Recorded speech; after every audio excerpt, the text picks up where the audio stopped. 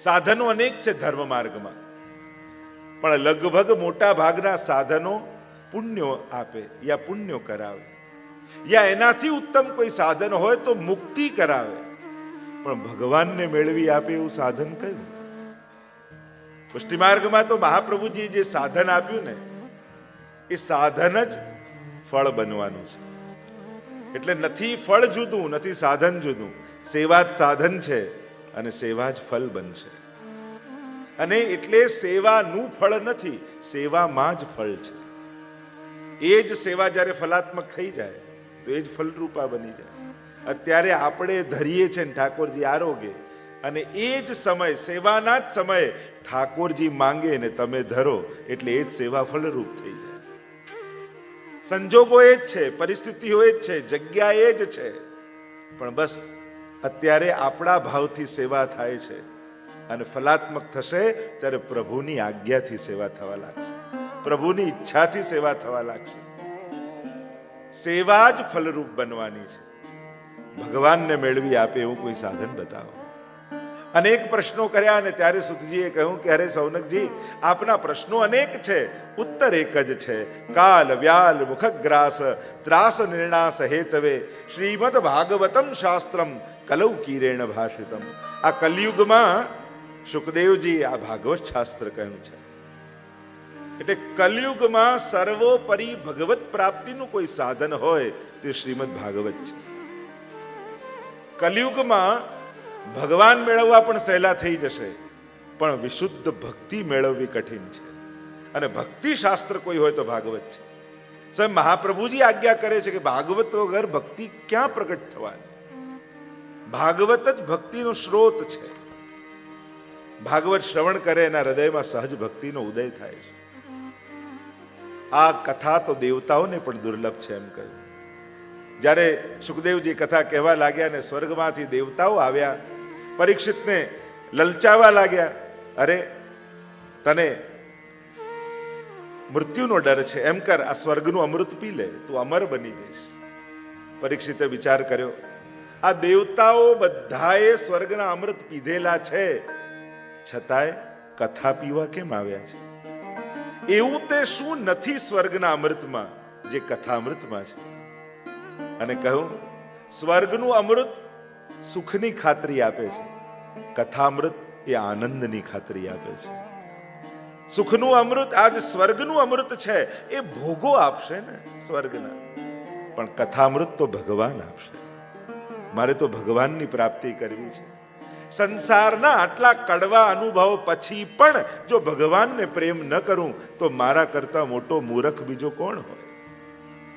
જો સંસાર ધક્કો મારી મારીને ભગવાન તરફ મોકલે છે આપણને, કેટલી વાર કેટલા પ્રકારના ધક્કા મારે છે. ક્યારેક સ્વજનોના હાથે, ક્યારેક પુત્રના હાથે, ક્યારેક વહુના હાથે, ક્યારેક સાસુના હાથે, ક્યારેક સ્વજનોના હાથે. એટલા બધા કડવા અનુભવો સંસાર કરાવે અને તમને વારે ઘડીએ યાદ અપાવે કે હું કડવો છું, કડવો છું, કડવો છું. મધુરતા તો મધુરાધિપતે રખિલમ મધુરમ એવા ઠાકોરજીમાં છે. પણ એવો ચસ્કો સંસારનો આપણને લાગ્યો છે ને કે સ્વાદ છૂટતો જ નથી. નાના બાળકને બોટલની આદત પડી જાય ને દૂધના, એટલે છોડાવવું બહુ અઘરું લાગે, પણ માંડ માંડ એનાથી કંઈક ઉત્તમ જ્યારે ચખાડો ત્યારે જાય. એમ જ્યારે આ સંસારી જીવ કથામૃતનું પાન કરે ત્યારે એને ખબર પડે કે આનંદ તો અહીંયા છે, રસ તો અહીંયા છે. આ કથાનું અમૃત એવું છે જે સર્વ આસક્તિઓને છોડાવી નાખનારું છે. પછી વેર મટી જાય, બધા માટે દયા ભાવ જાગી જાય. જો જે નથી ગમતા એની જોડે વેર બાંધવાની જરૂર નથી, એના પ્રત્યે દયા રાખવાની જરૂર છે. છો ને બિચારો હજી આવો ને આવો જ છે.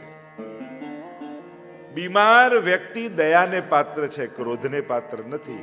એમ ઘણા શરીરથી બીમાર હોય અને ઘણા મનથી બીમાર હોય. એની મનની બીમારીઓ જાય જ નહીં. કામ, ક્રોધ, લોભ, ઈર્ષા, દ્વેષ. કથા જેને સાંભળી છે એને કોઈની જોડે વેર નથી થતું, એને પાપીની ઉપર પણ દયા આવે છે કે ભગવાન કરે ને આ પાપમાંથી મુક્ત થાય. તો એવું આ કથામૃત જે દેવતાઓને પણ દુર્લભ છે. અને એટલે જ અભક્તાંસ્તાંશ વિજ્ઞાય ન દદૌસ કથામૃતમ, દેવતાઓને અભક્ત જાણી. કારણ કે સ્વર્ગના ભોગો ભોગવવામાં એટલા રચ્યા પચ્યા છે કે એમને ભગવાન યાદ નથી આવતા, અને ઘણીવાર તો એ પોતાને જ ભગવાન માની લે છે. એટલે કહું, મારે વિનિમય નથી કરવો, મારે તો કથામૃત પીવું છે.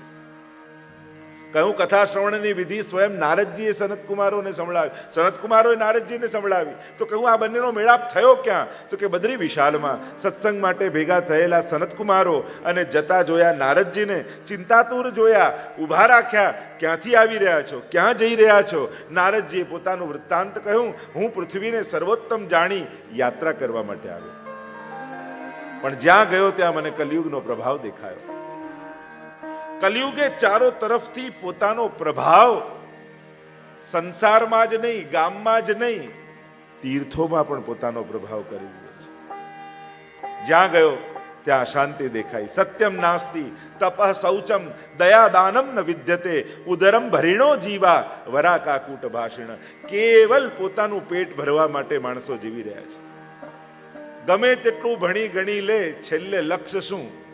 બસ મારી જરૂરિયાતો પૂરી થાય. એનાથી બહારનું એ વિચારી શકતો, શરીરની આગળ વિચારી શકે એવી બુદ્ધિ જ કામ નથી કરતી. બધાની બુદ્ધિ ક્યાંક શરીરમાં આવીને અટકી ગઈ છે, અને એટલે એનું ભણતર પણ એના પતનનું કારણ બની રહ્યું છે, એના ઉદ્ધારનું કારણ નથી બની રહ્યું. સા વિદ્યા યા વિમુક્તે. વિદ્યા કોને કહેવાય? જે મુક્તિ શીખવાડે, જે વસ્તુને ભેગા કરતા નહીં, વસ્તુ વગર પણ જીવતા શીખવાડે, એને વિદ્યા કહેવાય. જ્યારે આપણે વસ્તુઓને પરાધીન થઈ જઈએ છીએ ત્યારે ભણતર પરાધીનતા આપે છે, વિદ્યા સ્વાધીનતા આપે છે. જો ને મોબાઈલ વગર ઘરેથી નીકળ્યા હોય તો કેવું ટેન્શન થાય, મોબાઈલ ભૂલી ગયો, ક્યાંક ગાડી ભટકાશે તો, ક્યાંક એક્સિડન્ટ થઈ જશે તો, ક્યાંક બંધ પડશે તો સમાચાર કઈ રીતે આપીશ? કે મોબાઈલ નતા ત્યારે કાર લઈને નીકળતા નહોતા. જરૂરિયાત છે, મોબાઈલ વગર ચાલે છે એમ નથી કહેતો, પણ એ નથી તો તમે ઇન્સિક્યોર બની જાઓ, એટલા પરાધીને ન થઈ જાઓ. કોઈ વસ્તુ ઉપયોગ માટે બહુ જ સારી છે, એનાથી ઘણા સારો ઉપયોગ થઈ શકે છે, પણ એ નથી અને એટલા માટે આપણે પરાધીન બની જઈએ, એટલી આધીનતા ન થઈ જાય. આપણા માટે આ બધું છે, આપણે એના માટે નથી, આપણા ઉપયોગ માટે છે. જોયું, ચારે તરફ કલિયુગનો પ્રભાવ દેખાયો, ક્યાંય શાંતિ ન દેખાય. અને નારદજી કહેવા લાગ્યા, હું પરિભ્રમણ કરતો કરતો કરતો કરતો વૃંદાવનમાં આવ્યો. અને જ્યાં વૃંદાવનમાં આવ્યો ને ત્યાં યમુનાજીના તટ પરથી હું જઈ રહ્યો હતો, એટલામાં પાછળથી અવાજ સંભળાયો, ભો ભો સાધો ક્ષણમ તિષ્ઠ મત ચિંતામપી નાશય ઉભા રહો મહાત્મન. જોયું વળીને તો એક સ્ત્રી યુવાન બેઠી છે, બે વૃદ્ધ પુરુષો એની ગોદમાં મસ્તક રાખીને સૂતા છે, બેભાન જેવી અવસ્થામાં છે. અનેક સ્ત્રીઓ પંખો આદિ કરી રહી છે. આશ્ચર્ય થયું કે આ છે કોણ? પૂછ્યું, કોણ છે તું? ત્યારે સ્ત્રી પોતાનો પરિચય આપતા બોલી, અહમ ભક્તિ રીતિ ખ્યાતા ઈમૌ મે તનયૌ મતૌ જ્ઞાન વૈરાગ્ય નામાનો કાલ યોગે ન જર્જરો. અહમ ભક્તિ રીતિ ખ્યાતા, હું ભક્તિ છું. ઈમૌ મે તનયૌ મતૌ, આ બંને મારા પુત્રો છે, એક છે જ્ઞાન, બીજો છે વૈરાગ્ય. અને કાલ યોગે ન જર્જરો, એવો કલિયુગ આવ્યો છે, એને કારણે આ ઊંધું થઈ ગયું. જગતમાં જુઓ તો માં યુવાન હોય, માં વૃદ્ધ હોય ને બાળકો યુવાન હોય. અહીંયા તો ઉલટું થયું, અહીંયા માં યુવાન થઈ ગઈ ને બાળકો વૃદ્ધ થઈ ગયા. પોતાનો પરિચય આગળ આપતા ભક્તિ મહારાણીએ કહ્યું, ઉત્પન્ના દ્રવિડે સાહમ વૃદ્ધિમ કર્ણાટકે ગતા ક્વચિત ક્વચિત મહારાષ્ટ્રે ગુર્જરે જીર્ણતામ ગતઃ. દ્રવિડ દેશમાં ઉત્પન્ન થઈ, કર્ણાટકમાં વૃદ્ધિ પામી, મહારાષ્ટ્રમાં પૂજાઈ, પણ ગુજરાતમાં આવીને ગરડી થઈ ગઈ. હવે આવું કે તો આપણા ગુજરાતીઓને ગમે? એટલે અનેક અનેક અર્થો ગુજરાતના સંતો મહાત્માઓએ કર્યા. ગુજરાતમાં આવીને ગરડીથી એક અર્થ એ કર્યો કે જીર્ણતામ, જેમ માટીનું પૂતળું હોય ને જીર્ણ રજ રજ કરી નાખો, એટલે કે ગુજરાતના રજે રજમાં વ્યાપી ગઈ. એક અર્થ એમ કર્યો કોઈએ કે જેમ ગરડો વ્યક્તિ હોય એને ક્યાંક બેસાડો અને કોઈ ઊભો ન કરે ત્યાં સુધી ઊભો ન થાય, તો ગુજરાતમાં આવીને ભક્તિ મહારાની એવા બેઠા કે પછી ઊભા જ ન થયા. એક અર્થ કોઈ એમ કર્યો મહાત્માએ કે યુવાનીમાં તો બા બધે રહે, બરાબર છે, ગળપણમાં જે દીકરો સાચવે ને એને બધી મિલકત આપતા જાય. એમ ગળપણમાં ગુજરાતે સાચવી એટલે ભક્તિ મહારાની બધી મિલકત આપતા ગયા ગુજરાત. અનેક અનેક અર્થઘટનો કર્યા, પણ અહીંયા અર્થ જોવા જાવ તો જીર્ણતામ, ક્ષીણ થયા. પણ વિચિત્રતા એ હતી કે ભક્તિ મહારાની કહેવા લાગ્યા કે હું ગુજરાતમાં ક્ષીણ થઈ, પણ પરિભ્રમણ કરતી કરતી જ્યારે વ્રજમાં આવી. કારણ કે વ્રજની ભૂમિ એ પૃથ્વીનો ભાગ નથી. વરાહ પુરાણમાં તો ત્યાં સુધી કહ્યું છે કે જ્યારે આ પૃથ્વીનો ભાગ એ વ્રજની ભૂમિ નથી. પ્રલય થઈ જાય તો વ્રજ ડૂબતું નથી, કારણ કે એ તો સાક્ષાત ગોલોકધામથી ભગવાને ઉતારેલી ભૂમિ છે. વ્રજનું જે આધિ દૈવિક સ્વરૂપ છે એ આ પંચ ભૌતિક ભૂતલનો ભાગ માનવામાં આવતો નથી. ભગવાન જ્યારે પધાર્યા વ્રજમાં ભૂતલ પર, ત્યારે સૌથી પહેલા વૃંદાવનને વ્રજને ભૂતલ પર ઉતાર્યું. यमुनाजी नेह कारण श्री यमने प्रथम आई, भक्त के चित्त की वृत्ति सब जान के ताते अति आतुर जुधाई. 41 પદમાં આપણે કહીએ છીએ ને, યમુનાજી પધાર્યા, ગિરિરાજજી પધાર્યા, બ્રજમંડલ પહેલા આવ્યું અને પછી પ્રભુ પધાર્યા છે. એટલે વ્રજની ભૂમિ કંઈક વિશિષ્ટ છે. ભૂતલ ઉપર કલિયુગનો પ્રવાહ ચાલી રહ્યો છે, પણ જ્યારે ભક્તિ મહારાની કે હું વૃંદાવનમાં આવી, વૃંદાવનના સ્પર્શ માત્રથી હું યુવાન બની ગઈ. અને આપણા બધાનો અનુભવ છે જ ને, જ્યારે જ્યારે વ્રજ જઈએ, જે માજીને બે જણા ઘરમાં હાથ પકડીને ચલાવતા હોય માંડ માંડ ડગલા, એ માજીને વ્રજમાં જોજો, પકડવા પડે, બા ધીમે, બા ધીમે, એવા ઉતાવળે ભાગતા હોય અને આપણને લાગે જોને ભક્તિ કેવી યુવાન બની ગઈ છે. જે સેવામાં છે, જે ભાવમાં છે, એની ભક્તિ હંમેશા યુવાન બની જાય. આપણે ત્યાં શેઠ પુરુષોત્તમ દાસની વાર્તા આવે ને, 80 વર્ષના વૃદ્ધ થયા એટલે દીકરાને ગોપાલદાસને એમ થયું કે હવે બાપુજીને કહીશ કે હવે સેવા મને સોંપી દે, હું કરું, હવે આ ઉંમરે એમનાથી ક્યાં સેવા થવાની. અને પિતા જાણી ગયા કે પુત્રને શંકા થઈ છે અને હૃદયમાં તો પુષ્ટિ ભક્તિ છે. અપરસમાં સ્નાન કરીને જ્યાં ગોપાલદાસ આવ્યા તો પિતાને જોયું તો 18 વર્ષના યુવાન જેવા દેખાયા. અને જાણે પ્રમાણ આપ્યું, ભક્તિ કરનારાને ઉંમર નડતી નથી. અને હું તો છોકરાઓને પણ કહીશ, તમારા બા સેવા કરતા હોય તો કરવા દેજો. નહીં તો ઘણી વાર લોકો અકળા, હવે આટલી ઉંમરે દોડા દોડ કરે, ભોગ ધરે, આમ કરે. અરે સેવા છે તો ખાટલામાંથી ઊભા થવાનું કારણ પણ છે. સાવ છોડાવી દેશો ને તે ઊભા થતા, ચાલતા, ફરતા, બેસતા બધું અટકી જશે.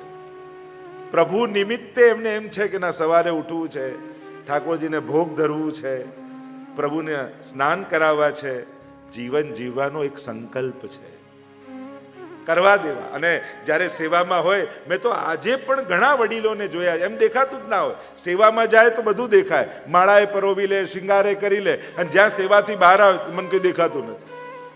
છોકરાઓને એમ થાય કે નાટક કરે છે, સેવામાં તો બધું કરી લે છે. હા, સેવામાં પ્રભુ અલૌકિક સામર્થ્ય આપે છે. સેવાનું ફળ અલૌકિક સામર્થ્ય માનવામાં આવ્યું છે. યમુનાજી પણ તનુ નવત્વ મેતાવતા, તનુ નવત્વનું દાન કરે છે ને. કિશોરીબાઈનો પ્રસંગ આવે છે ને, કેવું તનુ નવત્વ કિશોરીબાઈને શ્રી યમુનાજી કરી આપ્યું.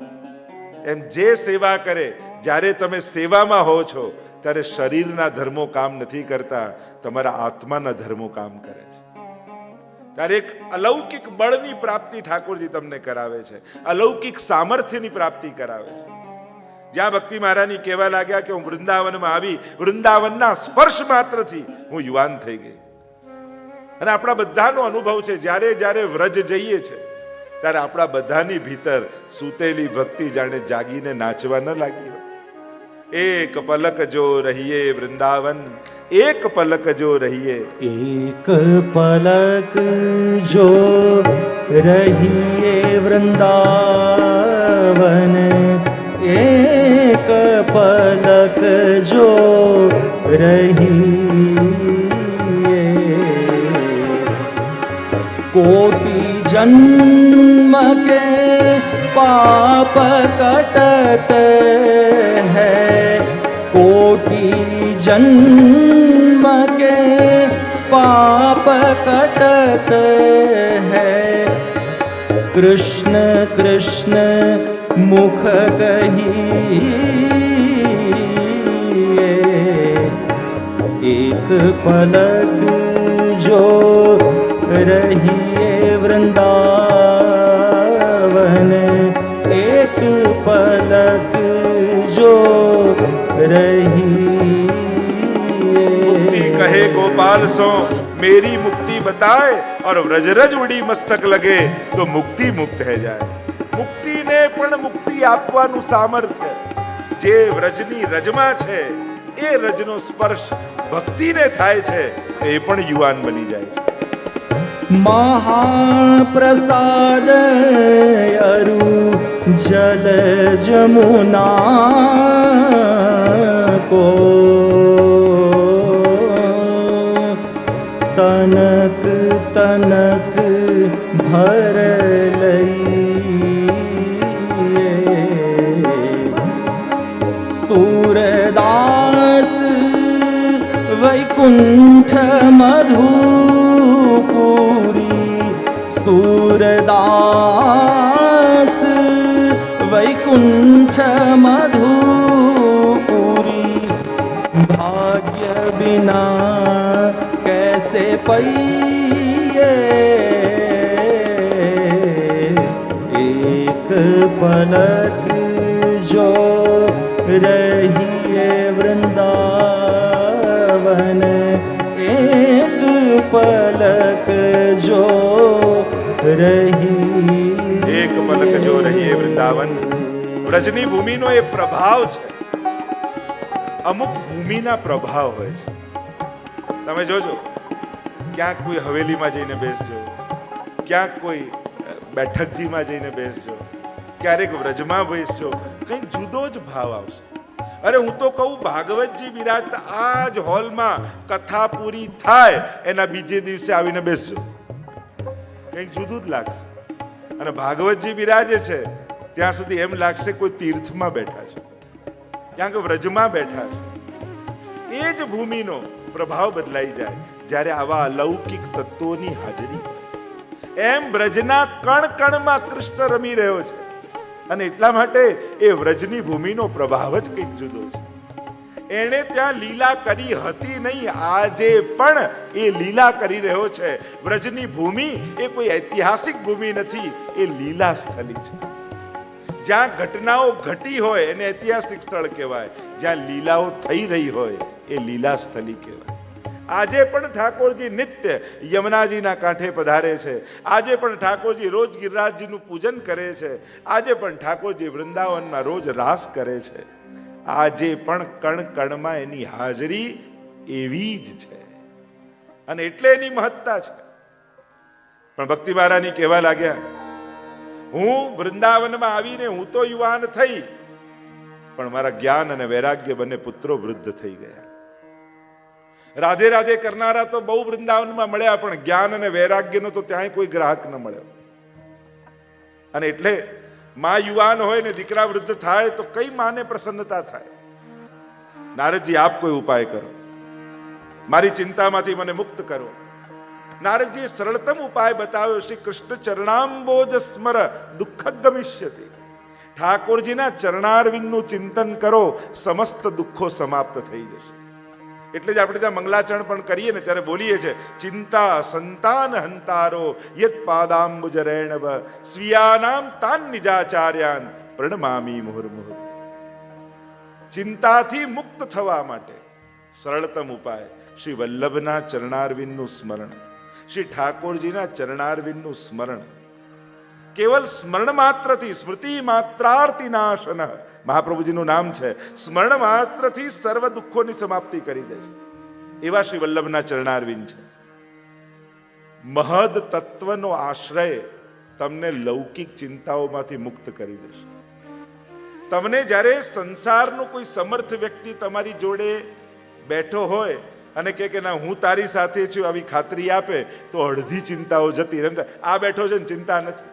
તો જ્યારે જગતનો નાથ તમને ખાતરી આપતો હોય કે હું બેઠો છું, પછી કઈ ચિંતા વૈષ્ણવને રહે? ચિંતા કાપી નકાર્યા નિવેદિતાત્મભી કદાપિતિ ભગવાન અપી પુષ્ટિસ્થો ન કરીષ્યતિ લૌકિકીમ જગત. પણ વૈષ્ણવની ચિંતાઓ કંઈક જુદી છે.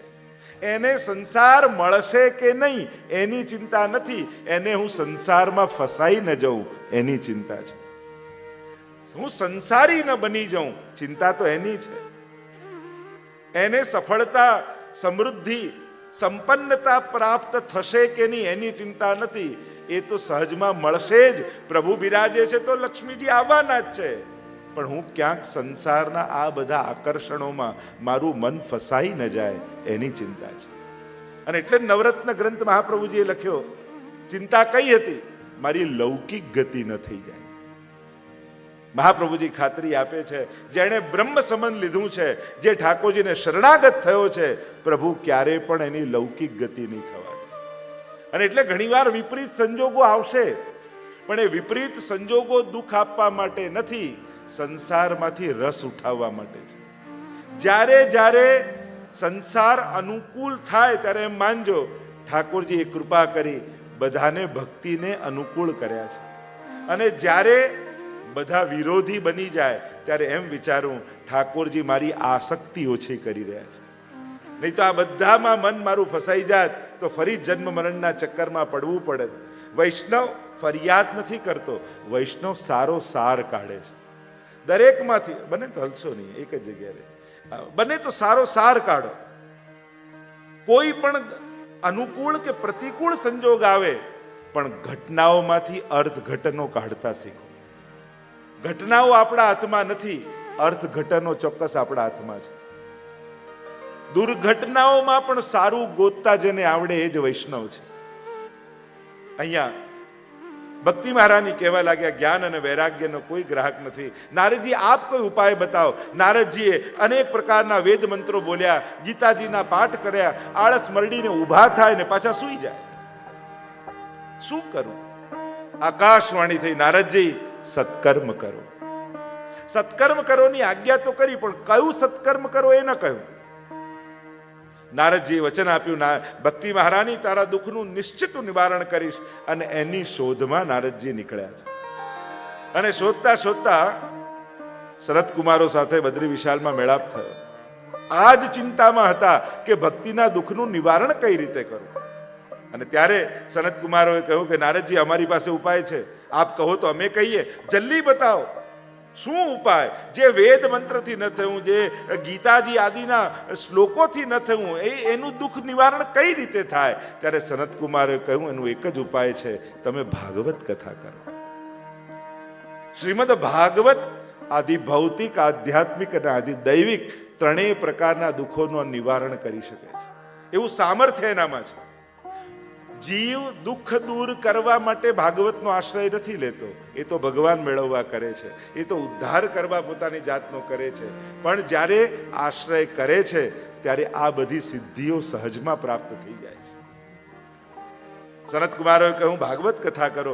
કોણ કરે? સનત કુમારોએ કહ્યું કે અમે તો સત્સંગ માટે જ ભેગા થયા છે. કોઈ બોલનારું મળે તો બેસી જઈએ સાંભળવા માટે, કોઈ સાંભળનારું મળે તો અમે ગાવા લાગીએ. નારદજી તમે કહો તો અમે પોતે કથા કરીએ. નારદજી તો પ્રસન્ન થઈ ગયા કે ભાગવત જેવો ગ્રંથ અને આપના જેવા જો વક્તા મળી જાય પછી શું બાકી રહે? આપ કહો એ વ્યવસ્થા કરું. કહ્યું કે હરિદ્વાર પાસે આનંદ નામનો તટ છે, ગંગાજીનો પરમ પવિત્ર પ્રવાહ છે, અને ત્યાં કથાનો પંડાલ લગાવો અને ત્યાં અમે પોતે ભાગવત કથા કરીશું. સર્વને આમંત્રિત કરો. નારદજી તો પ્રસન્ન થઈ ગયા. બધી જ વ્યવસ્થાઓ કરી છે. નદી, પર્વતો, તીર્થો, દેવતાઓ, ઋષિઓ બધાને આમંત્રિત કર્યા છે. અને આખો પંડાલ ખચોખચ ભરાયો છે. વ્યાસપીઠ પર સનત કુમારો પોતે બિરાજ્યા છે અને નારદજી મુખ્ય શ્રોતા રૂપે બિરાજમાન થયા. અને જ્યાં સનત કુમારોએ ભાગવતના મહાત્મ્યની ગાથા કહેવાનું શરૂ કર્યું અને સનત કુમારો બોલ્યા, સદા સેવ્ય શ્રીમદ ભાગવતી કથા યસ્યા શ્રવણ માત્રેણ હરિ ચિત્તમ સમાશ્રયે. સદા સેવન કરો આ ભાગવત કથાનું. કેમ? કારણ કે આ એકમાત્ર કથા એવી છે કે જેને શ્રવણ કરવા માત્રથી ભગવાન કર્ણના માધ્યમથી ભક્તના અંતઃકરણમાં આવીને બિરાજમાન થઈ જાય છે. આ કર્ણના માધ્યમ થકી આ કથા, કારણ કે જ્યારે દર્શન કરવા જાઓ છો ત્યારે નેત્રો દ્વારા ભગવાન હૃદયમાં આવે છે. જ્યારે ગુણગાન કરવા જાઓ છો ત્યારે જીહ્વાના માધ્યમથી ભગવાન હૃદયમાં પધારે છે. અને જ્યારે કથા શ્રવણ કરવા જાઓ છો ત્યારે કર્ણના માધ્યમથી ભગવાન હૃદયમાં આવે છે. અને એટલે જ ભગવાને બધી ઇન્દ્રિયોના કંટ્રોલ આપ્યા, કાન પોતાની પાસે રાખી. બાકી બધી ઇન્દ્રિયો છે એવી છે કે તમે તમારી રીતે એનો ઉપયોગ ન કરવો હોય તો, જેમ આ જોવું ના હોય તો પોતાની રીતે આંખ બંધ કરી શકો, બોલવું ના હોય તો પોતાની રીતે મુખ બંધ કરી શકો, સૂંઘવું ના હોય તો શ્વાસ બંધ કરી શકો, પણ કાન પોતાની રીતે બંધ ના થઈ શકે. એને પોતાના પાસે રાખ્યા. વિચાર કર્યો કે બાકી બધા જ દ્વાર તું બંધ કરીશ, પણ આ એક બારી હું ખુલ્લી રાખું છું. તું બધા દ્વાર ભલે બંધ કરી દે, પણ તારા સુધી પહોંચવા માટે હું કથા દ્વારા કર્ણના હૃદયથી પ્રવેશ કરી જઈશ અને તારા હૃદયમાં મારું સ્થાન સ્થાપિત કરી દઈશ. એટલે કર્ણેન્દ્રિયો ભગવાને પોતાની પાસે રાખી છે. અહીંયા જ્યાં મહાત્માની કથા કહી રહ્યા છે, અને સદા સેવ્યા શ્રીમદ ભાગવતી કથા કહ્યું કે સદા સેવન કરો. ક્યારે કથા માટે એવું ન કહેવાય કે મેં તો એકવાર સાંભળી લીધી છે. ઘણા લોકોને માળા કરી નાખી, પાઠ કરી નાખ્યા, સેવા કરી નાખી, કથા સાંભળી નાખી, બધું નાખી દીધું, કંઈક તો રાખ્યું હોત તો કામ લાગત. આ નાખવા માટે નથી, રાખવા માટે છે.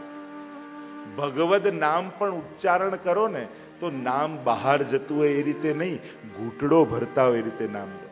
શ્રી કૃષ્ણ શરણમ મમ, શ્રી કૃષ્ણ શરણમ મમ. નામ જ્યારે હૃદયમાં ઉતારતા હોય ને એ રીતે ભગવદ નામ. આ કાન દ્વારા જે હૃદયમાં ઊંડો ઉતરી જાય એ જ તો કાનુડો છે. અને કથામાં કાનુડો મળે છે. મળે છે કઈ રીતે? એને પકડો તો જ મળ્યો કહેવાય. એને પકડવાની જરૂર નથી, એ તો ભીતર ઊંડો ઉતરી જાય છે. એટલે સદા સેવન કરો. કથાનો ફળ શું? કહ્યું કે આ ભાગવત સાંભળ્યા પછી એનું ફળ શું? કે મનમાં એવો ભાવ જાગે કે ફરી કથા સાંભળવા ક્યારે મળે. સેવાનું ફળ શું? પ્રભુને પોડાડ્યા પછી સેવા ફલરૂપા બની હોય તો એમ લાગે કે ફરી ક્યારે સવાર પડશે, લાલનના મંગળા કરાવું અને એમના મુખારવિંદના દર્શન કરું. ફરી સેવા કરવાની તત્પરતા જાગે તો માનજો મારી સેવા ઠાકોરજીએ સ્વીકારી છે. ફરી કથા સાંભળવાની ઈચ્છા જાગે તો માનજો મારી કથા સાંભળેલી સફળ થઈ છે. આ જ એનું સાફલ્ય છે. સદા સેવન કરો. અને એમાં પણ કહ્યું અંતકાલે તું એ નૈવ શ્રૂયતે સુખ શાસ્ત્રવાક. પોતાના જીવનના અંત સમયમાં જો કોઈ કથા સાંભળી લે તો એને તો લેવા માટે ભગવાન પોતે આવે છે. નહીં તો કર્મની ગતિ અનુસાર એની ગતિ થાય. જેવા કર્મ કર્યા એ કર્મના ફળ અનુસાર જીવની ગતિ બતાવી છે. પણ ભાગવતનું મહાત્મ્ય એ કહ્યું છે કે જીવનના અંત સમયમાં ગમે તેવો પાપી જીવ કેમ ન હોય, પણ જીવનના અંત સમયમાં ભાગવત સાંભળી લે એકવાર તો એને લેવા માટે ભગવાન પોતે આવતા હોય છે. એવો આ ભાગવતનો પ્રભાવ કયો છે. અને પોતે શા માટે આવે? ભગવાન એની ગતિ કોઈના ભરોસે છોડતા નથી. જો આ વૈષ્ણવ જે શરણાગત થયો છે ને, જેણે બ્રહ્મ સંબંધ લીધું છે ને, એના કામ ભગવાન કોઈ દેવતા દ્વારા નહીં, એના કર્મના ફળ દ્વારા નહીં, ભગવાન પોતે કરી આવતા હોય છે. કારણ કે એને એટલો પ્રિય થઈ જાય છે કે ગીતાજીના એ વચનોને ભગવાન યાદ કરે છે કે યોગ ક્ષેમમ વહામ્યહમ. તારું યોગ અને ક્ષેમ હું વહન કરીશ. અનન્ય ચેતા સતતમ યોમામ સ્મરતિ નિત્યસ. જે નિત્યનું સ્મરણ કરે, જે અનન્ય ભાવે એને ભજે, અનેક અનેક પ્રકારથી ભગવદ્ ગીતાજીમાં ભગવાન કહે છે કે તારા સઘળા કામ હું કરીશ. અને કામ કરવા માટે દોડતો દેખાય જરૂરી નથી. એને તો કેવલ સંકલ્પ કરવાનો હોય છે. એ ક્યારે કોની ભીતર પ્રવેશી જાય અને આપણા કામો કરી આવે આપણને ખબર ન પડે. માણસ છે ને થોડી મદદ કરે ને આખી જિંદગી યાદ અપાવતો રહે. આપણે ગોઠવી દીધું, આપણે સેટ કરી દીધો, આપણે કરી આપ્યું, નહીં તો આ તો ગયો. થોડું કરે ને આખી જિંદગી યાદ અપાવે. ભગવાન આખી જિંદગી કરે છે, પણ ક્યારેક ખબર પણ પડવા નથી દેતા કે એણે કરી આપ્યું છે. આ તો ભક્તની એ ભક્તિથી એને સ્મરણ રહેવું જોઈએ. કરનારો ઠાકોરજી હતો, પ્રભુએ કરી આપ્યો, ઠાકોરજીએ કરી આપ્યો. બાકી ક્યારે પણ ઠાકોરજી આવીને કહેવાના નથી કે એ સમયે મેં આની ભીતર પ્રવેશ કરી અને તારા સઘળા કામ કરી આપે. એ સુદામાને આપે છે, કુબેરનો વૈભવ આપે છે, પણ સુદામાને ખબર પણ પડવા દેતા નથી કે એનું ઝૂંપડું ગયું અને સોનાના મહેલ બનાવી દીધા છે. એ ક્યારે પણ યાદ અપાવીને નાનો નથી કરતો, પણ ભક્તે હંમેશા ભગવાનને મોટા કરીને રાખવા. પોતાના પુરુષાર્થનું બળ, પોતાના બુદ્ધિનું બળ યાદ નહીં કરવું, હંમેશા એના કૃપાના બળ યાદ કરવા. ઠાકોરજીની કૃપા હતી તો થયું. કારણ કે આપણા સાધનો કેવા છે? ઉત્તરાયણ ગઈ ને, ગમે તેટલું મોટું ધાબુ હોય, દોરી હોય, પતંગ હોય, બધી જ વ્યવસ્થા હોય, પણ પવન ના હોય તો પતંગ ચડે? આ પવન છે ને, એ આપણા જીવનમાં ઠાકોરજીની કૃપા છે. અને કૃપાનો પવન એકવાર જીવનમાં ચાલે ને તો આપણા જેવા ફાટેલા પતંગો ચડી જતા હોય છે. એટલે જ્યારે પણ તમને એમ લાગે કે મેં તો કોઈ પુણ્ય કર્યા નહોતા, છતાંય મારા જીવનમાં આવું સુખ કેમ છે, ત્યારે માનજો ભગવાનની કૃપાનો પવન ચાલી રહ્યો છે. અને પવન ચાલતા હોય ને કૃપાના, ત્યારે સત્કર્મો અને સેવાના પતંગો ચગાવી લેવા. જ્યારે અનુકૂળ સમય ચાલતો હોય ને, ત્યારે આ કથા, યાત્રા, મનોરથો કરી લેવા. કારણ કે ક્યારે સંજોગો ફરી જાય ખબર ન પડે. જ્યારે અનુકૂળ સમય ચાલે, અને અનુકૂળ સમય કોને કહેવાય? સારો સમય કોને કહેવાય? પહેલું, શરીર સ્વસ્થ હોય, શરીર તમને સાથ આપતો હોય, એમ લાગે કે હમણાં સ્વાસ્થ્ય સારું છે, લાવ યાત્રા કરી લઉં, સત્કર્મ કરી લઉં, કથા કરી લઉં, મનોરથ કરી લઉં. શરીર અનુકૂળ છે તો માનજો સારો સમય છે. બીજું, સામર્થ્ય ભગવાને સત્કર્મ કરવાનું આપ્યું હોય કે દિવસો થોડા અનુકૂળ હોય ને એમ લાગે કે હમણાં ઠાકોરજીની કૃપા છે અને બધું વ્યવસ્થા છે, તો લાવ સત્કર્મ કરી લો. અનુકૂળ સમય એટલે ભગવાનનો સંકેત કરી લે, હમણાં તારો સમય ચાલે છે. પેલું કહેતા ને કે રાજા પાસે બધા ખૂબ બધા ભિક્ષા લેવા માટે આવતા ને રાજા ખૂબ બધાને વાંટતો, એટલે એને પ્રધાનને ગમતું નહીં. પ્રધાનને એમ થાય કે આ બધાને લૂંટાવે છે, બધું ખતમ થઈ જશે. એટલે રાજાએ જ્યારે પ્રધાનને કહ્યું કે જો બધા કેવા લેવા મારી પાસે આવે છે, એટલે પ્રધાને ટોણો માર્યો કે મહારાજ, ગોળ હોય ને ત્યાં માખી આવી જ જાય. અને રાજાને મનમાં એ વાત રહી ગઈ. થયું કે આને ઉત્તર કંઈક આપવો છે. અડધી રાતના પ્રધાનને બોલાવ્યો સભામાં. અડધી રાતના કઈ યુદ્ધ ફાટી નીકળ્યું છે, અને સંદેશવાહકે કહ્યું કે રાજા હમણાં ને હમણાં તમને સભામાં બોલાવે છે. અને જ્યાં સભાખંડમાં પહોંચ્યા, જુએ તો ખાલી રાજા બેઠા છે, કોઈ નથી. એક ટેબલ ઉપર ગોળની ઢેલી મૂકી છે. અડધી રાતનો સમય, અને કહ્યું પ્રધાન તું આવી ગયો? કે હા આવી ગયો, મારા શું કામ છે? ના, તે સવારે કહ્યું ને કે ગોળ હોય તો માખી આવી જ જાય, જો આ ગોળની ઢેલી પડી એકે માખી તો દેખાતી નથી. ત્યારે પ્રધાને કહ્યું મહારાજ, આ તો રાત છે, દિવસ હોય તો માખી આવે ને. રાજાએ કહ્યું મારા દિવસો ચાલે છે ને એટલે લોકો લેવા માટે આવે છે. જે દિવસે દિવસો નહીં હોય ને તો બધું એમને એમ રહેશે, કોઈ લેનારું નહીં હોય. તમારી મદદ લેનારા લોકો છે ને, એ માનજો, એને પગે લાગજો કે એ તમને પુણ્ય કરવાની તકો આપી રહ્યો છે. અને ભગવાન જ્યારે તમને સત્કર્મ કરવાની, પુણ્ય કરવાની તક આપે, ત્યારે ઉપકાર ના જતાવાય, ભગવાનનો આભાર મનાય કે પ્રભુ તમારો ખૂબ આભાર, પૈસા તો ઘણાના ખિસ્સામાં હતા, પણ તમે સત્કર્મ કરવા માટે મારા ખિસ્સામાં હાથ નાખ્યો, એ તમારો ઉપકાર છે. તો જ્યારે સારો સમય ચાલતો હોય ત્યારે સત્કર્મો કરી લેવા. શરીર સારું હોય, સામર્થ્ય સારું હોય, પરિવાર અનુકૂળ હોય. જો ઘણીવાર એમ થાય કે સારું સત્કર્મ થતું હોય, કથા થતું, જો આખો કેવો ગાંધી પરિવાર, બધા જ બાળકો વહુઓ બધા જ બેઠા છે, તેમ થાય આખો પરિવાર અનુકૂળ છે, જોડે છે, સાથે છે, તો માનું સારો સમય ચાલી રહ્યો છે. સત્કર્મો કરી લો. કારણ કે ઘણા સત્કર્મો એવા છે, કુટુંબ ભેગું હોય ને તો જ આનંદ આવે, બધા સાથે હોય એનો જ આનંદ છે. બાકી તો બધા એકલા એકલા કરી શકીએ છીએ, પણ ઠાકોરજીની કૃપા હોય ને તો આ રીતે કુટુંબ એક સાથે બેસીને કથા સાંભળે. આ કૃપા જ જાણવી કે પ્રભુની આ કૃપા છે, આશીર્વાદ છે. અને તો આ કઠિન છે બધું. તો માનવું સારો સમય છે.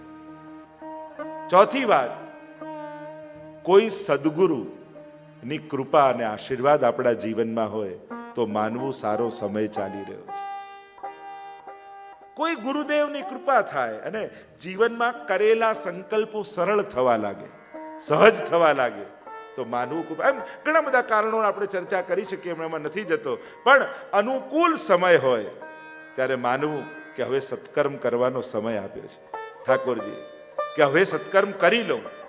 અને બહુ લાંબા પ્લાનિંગો બી નહીં કરવા હો, બને એટલા જલ્દી સત્કર્મો થઈ જાય ને સારું. લૌકિકને ટાળો તો ચાલે, અલૌકિક બને એટલું વહેલું કરવાનો આગ્રહ રાખો. હા, ડેટ ના મળે જુદી વાત છે. વિરેનભાઈ, બેજુભાઈ, રાજેન્દ્રભાઈ, રાકેશભાઈ બધા સતત 5-7 વર્ષથી જે ક્યારે ઠાકોરજી વિચારે ત્યારે જો આ વિચાર્યું અને આજે બધા સાથે બેસી આપણે કથામાં બેઠા છે. આ ઠાકોરજીની કૃપા જ છે, આ કૃપાનું પ્રમાણ છે. અહીંયા અનેક પ્રકારથી જ્યારે મહાત્માનું ગાન કરી રહ્યા હતા અને એ જ સમયે જ્યારે મહાત્માનું ગાન થઈ રહ્યું હતું, એક યુવાન સ્ત્રી 2 યુવાન પુરુષોની સાથે પ્રગટ થઈ ગઈ.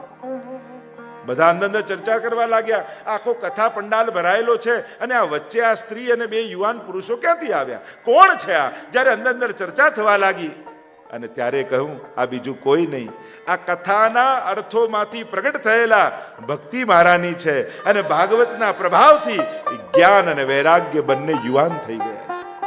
એવો આ ભાગવતનો પ્રભાવ છે. ભક્તિ તો યુવાન થશે, તમે રોજ જોતા જશો. જો કાલે કથા સાંભળી, કાલ કરતા આજે થોડું સારું લાગે છે, ભાવ વધે એવું લાગે છે. જેમ ડોક્ટર ચેક કરે ને કે એકવાર દવા આપે, પાછા બીજી વાર બતાવવા જાઓ તો કે પહેલા કરતા હવે સારું લાગે છે. મારે પણ પૂછવું પડે ને. એમ ધીરે ધીરે 7 દિવસમાં ભાવ વધતો જશે. એ વ્યક્તિ રોજ ભગવાનને કહે, પ્રભુ ભાવ વધારો ને ભાવ વધારો. ભગવાન કે તારો તો ક્યારે ભાવ નહીં વધારું. કેમ? કે તારા શેરનું કામ છે ને ભાવ વધે ને તું વેચી નાખે છે. વાત ભક્તિ ભાવની વૃદ્ધિ એ ભાગવતના પ્રભાવથી થાય છે.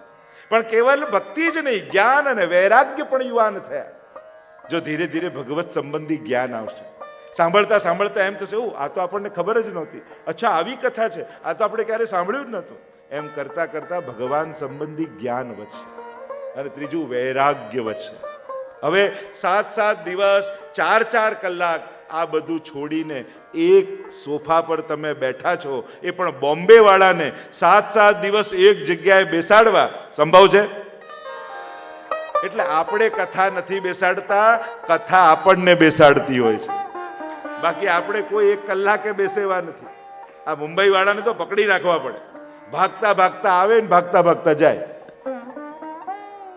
કામ કરીને આયા હોય ને અડધા કામો મૂકીને આયા હોય, એ પતાવવા નીકળી. મૂળ વાત એ છે વૈરાગ્ય. અને હું તો કાયમ એમ કહું, 7-7 દિવસ 4-4 કલાક કોઈને નડ્યા નહીં એ ઓછું છે. અત્યારના સમયમાં કોઈને ન નડવું એ પણ મદદ જ છે. આટલા કલાકો કોઈના માટે ખરાબ ન વિચાર્યું એ પણ બહુ મોટી સિદ્ધિ છે.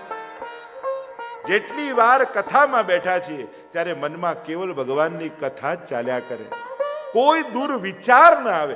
મનને પાપના ચિંતનમાંથી છોડાવવું એ પણ બહુ મોટું તપ છે. કારણ કે મન સતત પાપનું ચિંતન કરે છે અને કથામાં જેટલી વાર બેઠા છો એટલા કલાકો તમારું મન પાપમાંથી મુક્ત બને છે, વિશુદ્ધ બને છે.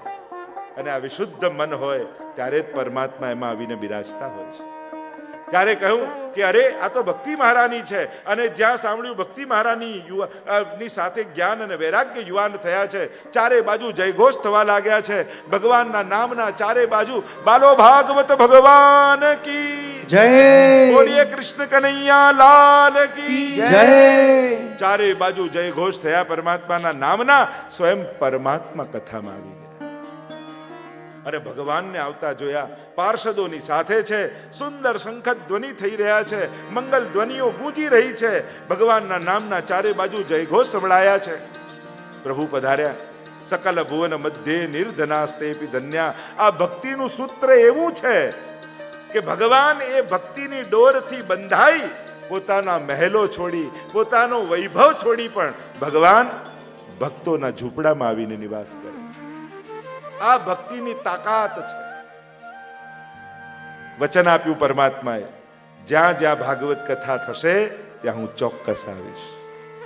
અને એટલે એમ કહેવાય, જ્યાં રામાયણ થાય ત્યાં હનુમાનજી પધારે છે, જ્યાં મહાભારતની કથા થાય ત્યાં અશ્વત્થામાં આવે છે, પણ જ્યાં ભાગવતની કથા થાય ત્યાં સ્વયં ભગવાન આવે છે અને નિશ્ચિત રૂપે પ્રભુ પધારે છે.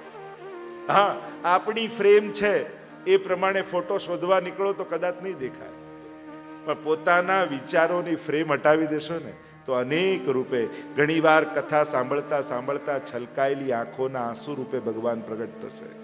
ઘણીવાર ભાગતા દોડતા કાર્યકર્તાઓના પગમાં ભગવાન દેખાશે. ઘણીવાર કડિકા પ્રસાદ માટે ઉઠેલા હાથમાં ભગવાન દેખાશે. ઘણીવાર વક્તાના મુખમાંથી નીકળેલા શબ્દોના સ્પર્શથી થયેલા રોમાંચમાં ભગવાનનો અનુભવ થશે. અનેક અનેક પ્રકારથી ભગવાનનો અહેસાસ થશે. જોવાની શરત રાખશો તો અનુભવ કરવાનું ચૂકી જશો. તમે જોવાની શરત ન રાખો, અનુભવનો આગ્રહ રાખો તો અનેક પ્રકારથી ભગવાન તમને અનુભવ કરાવશે. એની અનુભૂતિ કરવાનો પ્રયાસ કરો. અનેક પ્રકારથી ભગવત્તાનો અહેસાસ થશે. જો ઘણીવાર આપણે એને જોવાના આગ્રહમાં એને અનુભવવાના અવસરો ચૂકી જઈએ છીએ.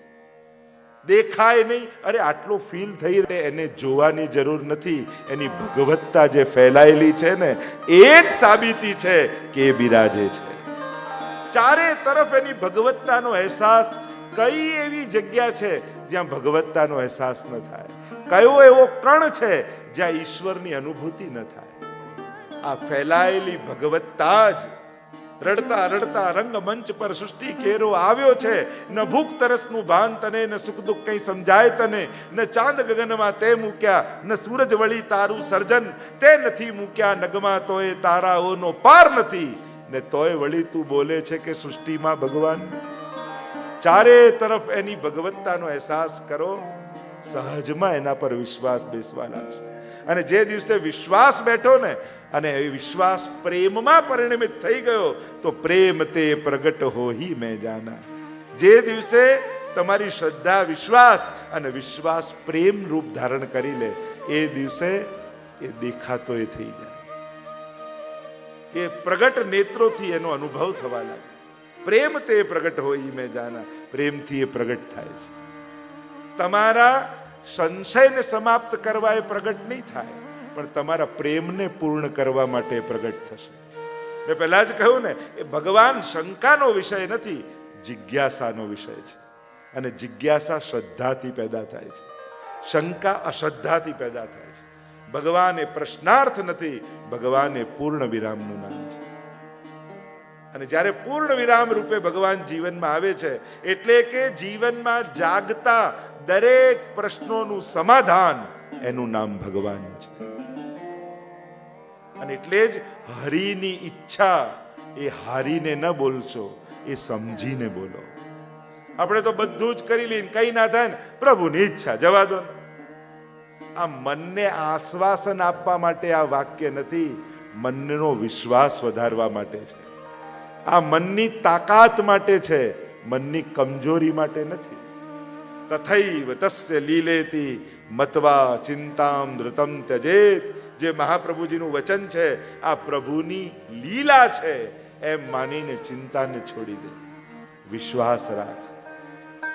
શ્રદ્ધા જ મારી લઈ ગઈ મને મંઝિલ સુધી, રસ્તાઓ ભૂલી ગયો તો દિશાઓ ફરી ગઈ. શ્રદ્ધા મજબૂત હશે ને અને રસ્તો કદાચ ખોટો પકડાઈ જશે તો ભગવાન દિશાઓ ફેરવી નાખશે, પણ તમારી શ્રદ્ધાને તૂટવા નહીં દે ભગવાન.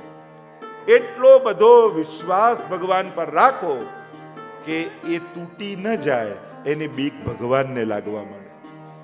એટલો બધો વિશ્વાસ રાખો, એટલી બધી શ્રદ્ધા રાખો કે એ ખંડિત ન થઈ જાય એનો ડર ભગવાનને થઈ જાય કે જો નહીં થાય તો ક્યાંક આની શ્રદ્ધા ન તૂટી જાય, આનો વિશ્વાસ ન ઉઠી જાય. એટલે તમારા વિશ્વાસનો રખેવાળ સ્વયં ભગવાન બની જાય એટલો વિશ્વાસ રાખો. મહાપ્રભુજીનું એક વચન છે ષોડશ ગ્રંથમાં, અવિશ્વાસો ન કર્તવ્યમ સર્વથા બાધકસ્તુ સહ. ક્યારે પણ ગમે તેવા સંજોગો આવી જાય, વૈષ્ણવે ક્યારે પણ ભગવાન પર અવિશ્વાસ નહીં કરવો. ઘણીવાર ઘણા સંજોગો આપણને સમજમાં ના આવે, પણ એનો અર્થ એ નથી થતો કે ભગવાન પર પ્રશ્નાર્થ ઉઠાવી દઈએ, એની કરુણા, એની દયા, એની કૃપાલુતા પર પ્રશ્નો જગાવી દઈએ, એવો જરાય એનો અર્થ થતો નથી. અવિશ્વાસ ક્યારે ન કરતા. મહાપ્રભુજીએ ના પાડી છે વૈષ્ણવને.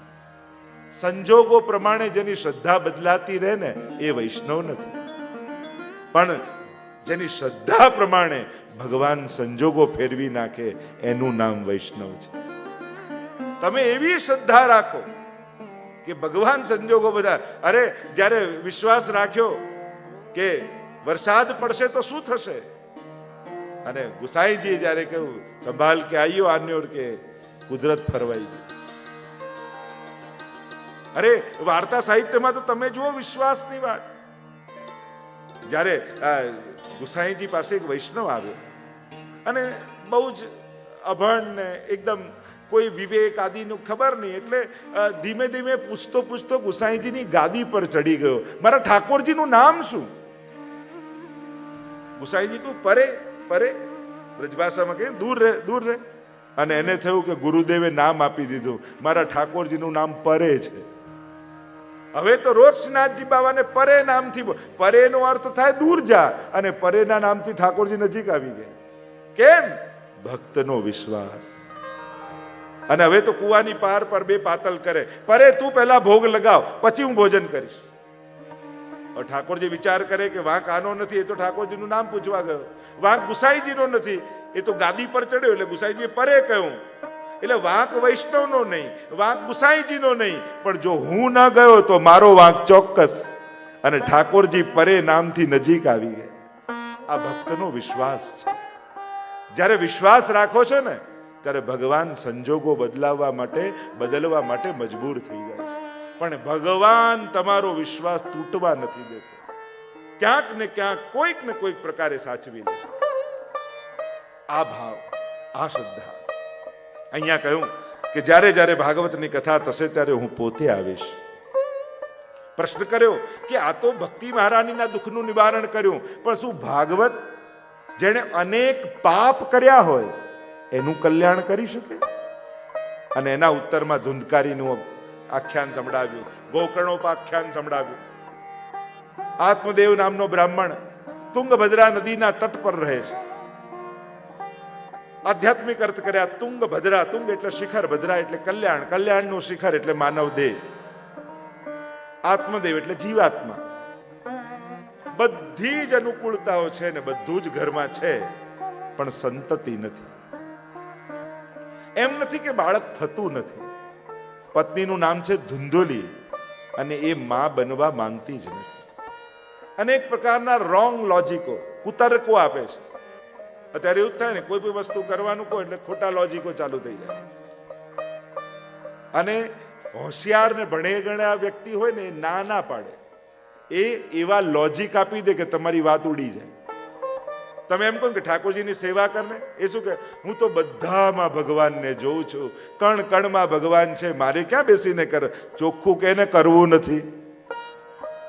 બીજો લોજિક શું આપે? મારું દિલ ચોખ્ખું છે, હું કોઈને હેરાન નથી કરતો, હું કોઈનું ખરાબ નથી કરતો, મારે ક્યાં સેવા કરવાની જરૂર છે, મારે ક્યાં ભક્તિ કરવાની જરૂર છે. અરે તું કે છે દિલ ચોખ્ખું છે, પાડોશીને પૂછ તો ખબર પડે. તો ઘણા લોકો આવીને કે અમને કે અમારા હૃદયને જુઓ, અમે ભલે કરી નથી, અમારું દિલ બહુ સારું છે એને જુઓ. તો હું કહું કે હા બાયપાસ થાય ત્યારે બોલાવજો ઓપરેશન થિયેટરમાં. દિલ તો ત્યારે જ દેખાય, કાઢો ત્યારે, બાયપાસ થાય ત્યારે, બાકી તો દેખાવાનું નથી. એટલે દેખાતું નથી એનું નામ આપી દો એટલે બધાથી બચી જવાય. એમ કરીને ભણેલા ગણેલા લોકો હોય ને એ ના પાડે કરવાની. એ એવા લોજિક આપી દે કે તમારી વાતને ક્યાંક ઉડાડી દે. એટલે તમે પણ એને કાઉન્ટર ના કરી શકો. આ ચતુરાઈ છે.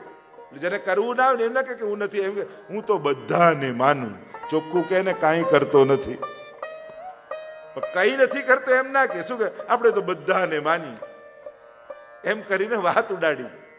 અરે એકનું કરી લે તોય ઘણું છે. મૂળ વાત એ છે, જ્યારે તમારી બુદ્ધિ તમને છેતરવા લાગે ને પછી તમને કોઈ બચાવી શકતું નથી.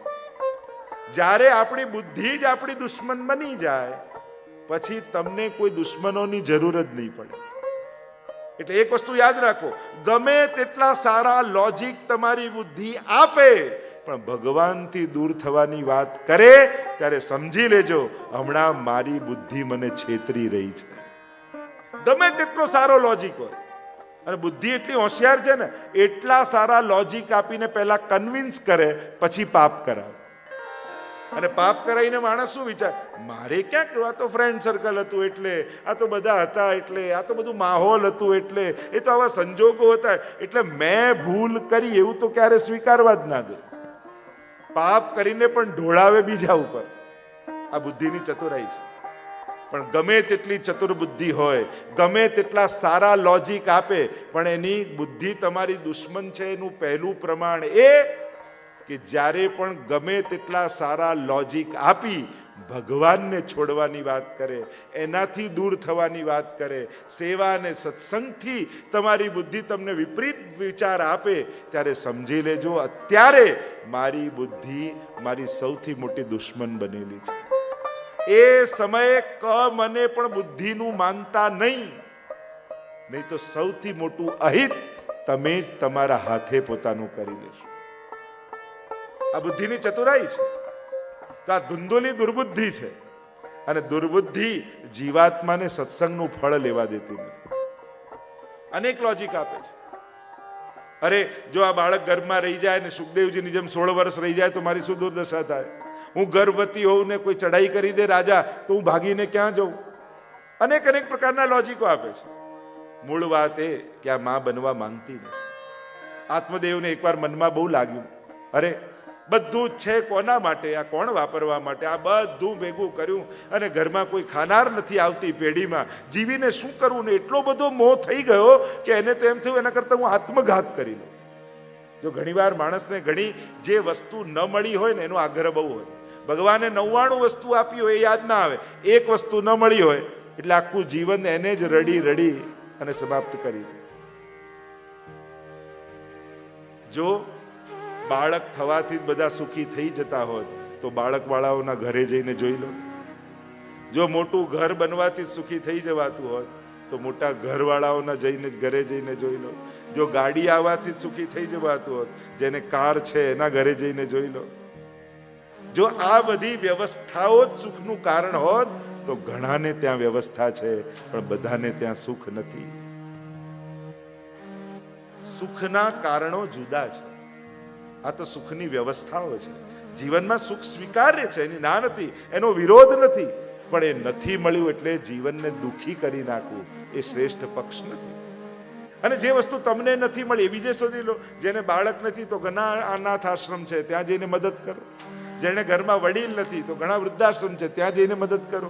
જે તમે નાનપણમાં ભણી નથી શક્યા તો જ્યાં સ્કૂલો બંધાતી હોય ત્યાં જઈને મદદ કરો. તમારે નાનપણમાં ભોજનના તકલીફો હતી તો જ્યાં અન્ન ક્ષેત્રો ચાલતા હોય ત્યાં આપવાની શરૂઆત કરી દો.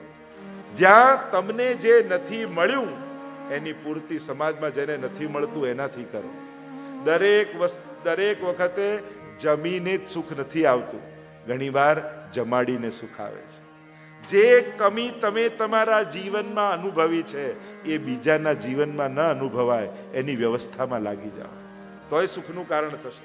પણ જીવનમાં બધાને બધું મળે એવો કોઈ કોન્ટ્રાક્ટ કરીને ભગવાને તમને મોકલ્યા નથી. અને હોય તો બતાવો કે જન્મ લેતા ભગવાન પાસે સાઈન કરાવી, તું જે ઈચ્છીશ બધું. અને સાચું કહું ને તો ધારેલું બધું થતું નથી એટલે જ આપણે સુખી છીએ. ભગવાનનો સૌથી મોટો શ્રાપ કયો? જો ભગવાન એવા આશીર્વાદ આપી દે કે જા આજ પછી તું જે વિચારે બધું જ પૂરું થશે, આવા જો આશીર્વાદ આપી દે ને તો આનાથી મોટો કોઈ શ્રાપ નથી. કારણ કે જો આવું થવા લાગે તો માણસને કોઈ દુશ્મનની જરૂર જ નથી, એની જ ઈચ્છાઓ એનો સર્વનાશ કરી નાખે. એટલે ભગવાનના બહુ મોટા આશીર્વાદ છે કે તારી બધી ઈચ્છાઓ પૂરી થાય એવો આશીર્વાદ નથી આપ્યો. ને તો વિચાર કરો, 1 કલાકમાં માણસને કેવા કેવા વિચારો આવી જાય, અને જો બધા પૂરા થવા લાગે તો એનું જીવન જ સર્વનાશ બની જાય. પ્રભુની બહુ મોટી કૃપા છે આ બે કૃપા બહુ મોટી છે. એક, આપણી બધી ઈચ્છાઓ પૂરી નથી કરતા એ, અને બીજી, આપણે બધા એકબીજાના મનની જાણી નથી જતા. ને તો વિચાર કરો, ભગવાન આશીર્વાદ આપી દે, જા, તને બધાના મનની ખબર પડી જશે, કોઈની જોડે સંબંધ રહે? ઘણી વસ્તુ ભગવાને ઢાકેલી છે ને, એમાં જ એની સુંદરતા છે, અને એટલે જ જીવન ટકેલા છે.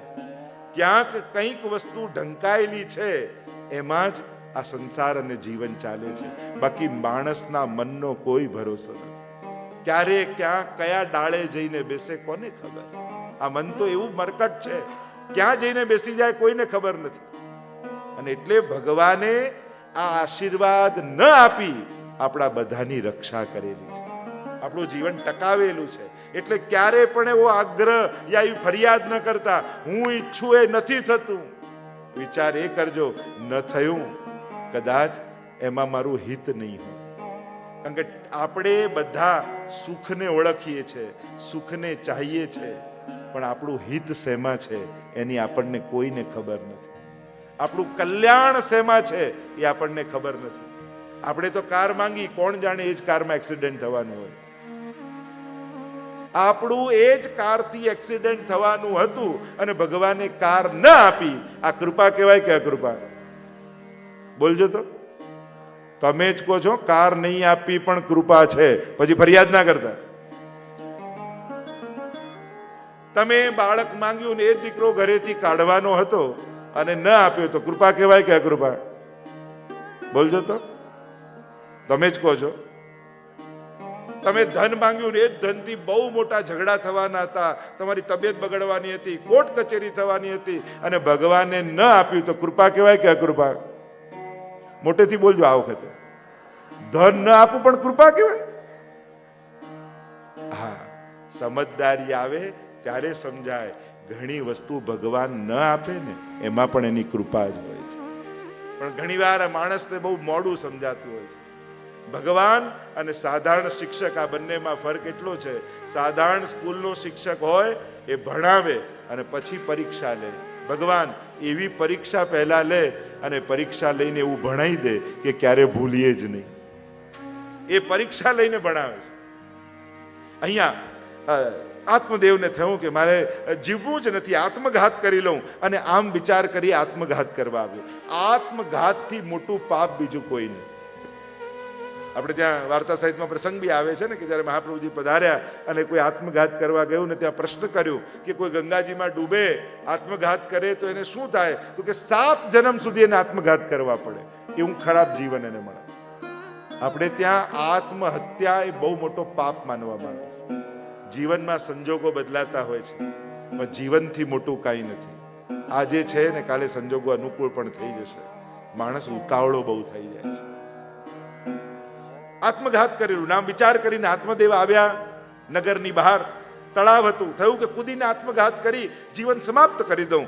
જ્યાં કૂદવા જાય એટલામાં એમની એક દ્રષ્ટિ એક મહાત્મા ઉપર પડી, અને મહાત્માને જોઈને એમ થયું કે જો આ આશીર્વાદ આપશે ને તો મારું દુર્ભાગ્ય સૌભાગ્ય બની જશે.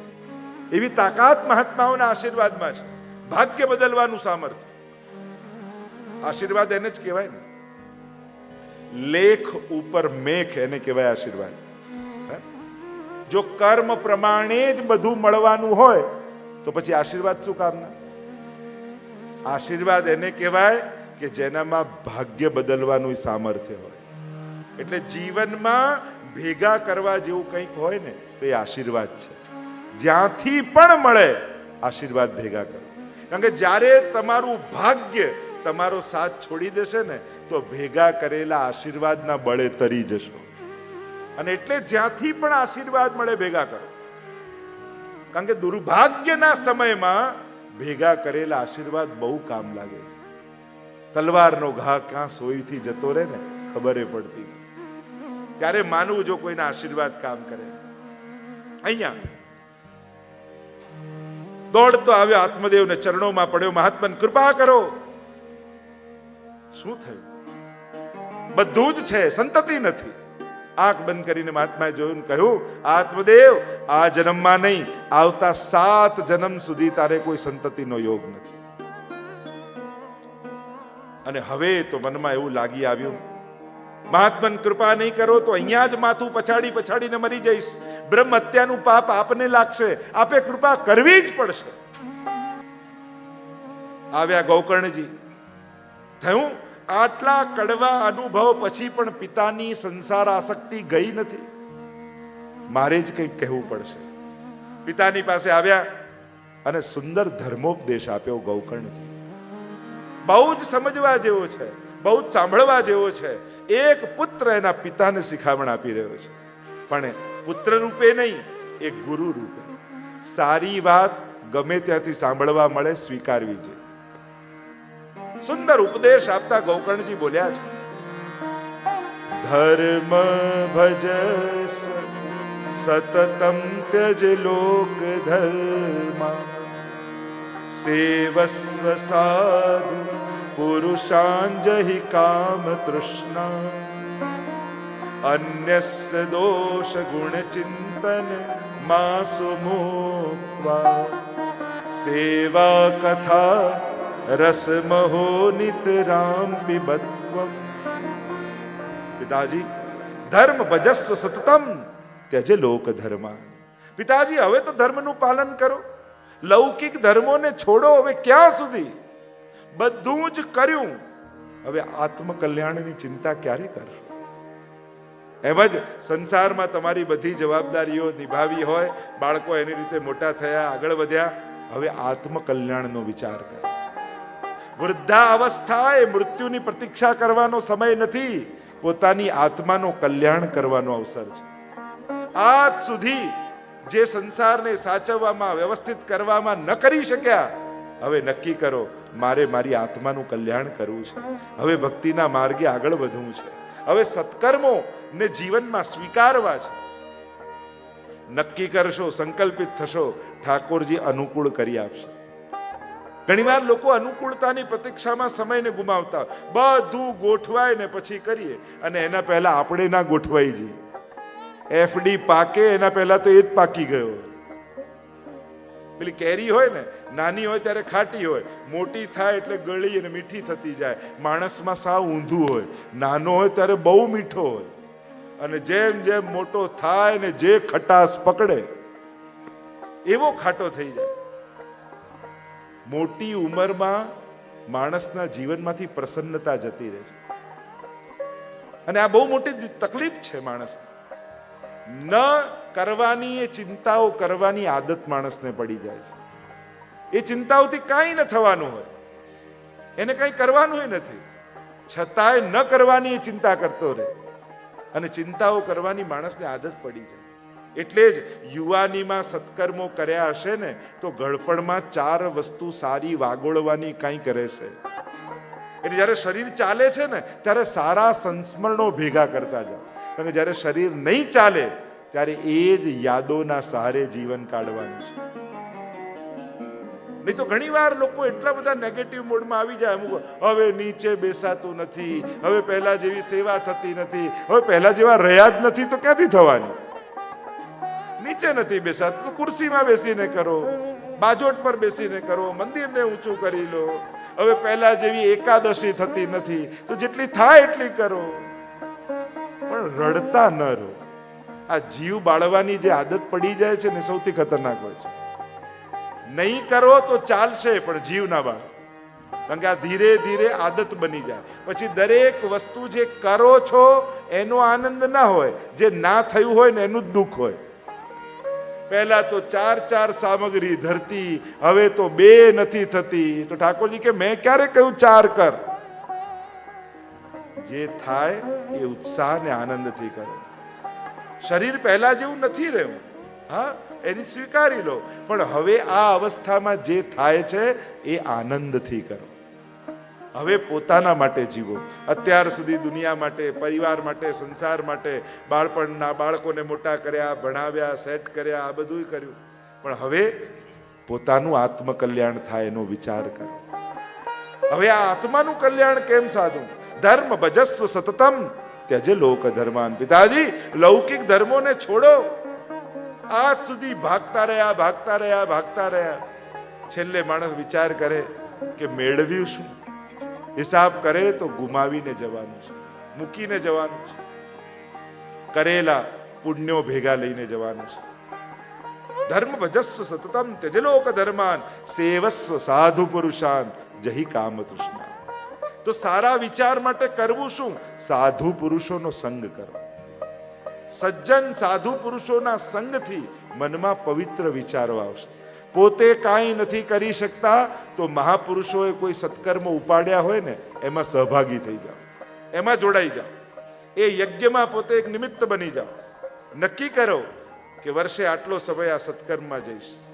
કંઈક પવિત્ર કાર્યો કરવામાં પોતાના જાતને જોડી.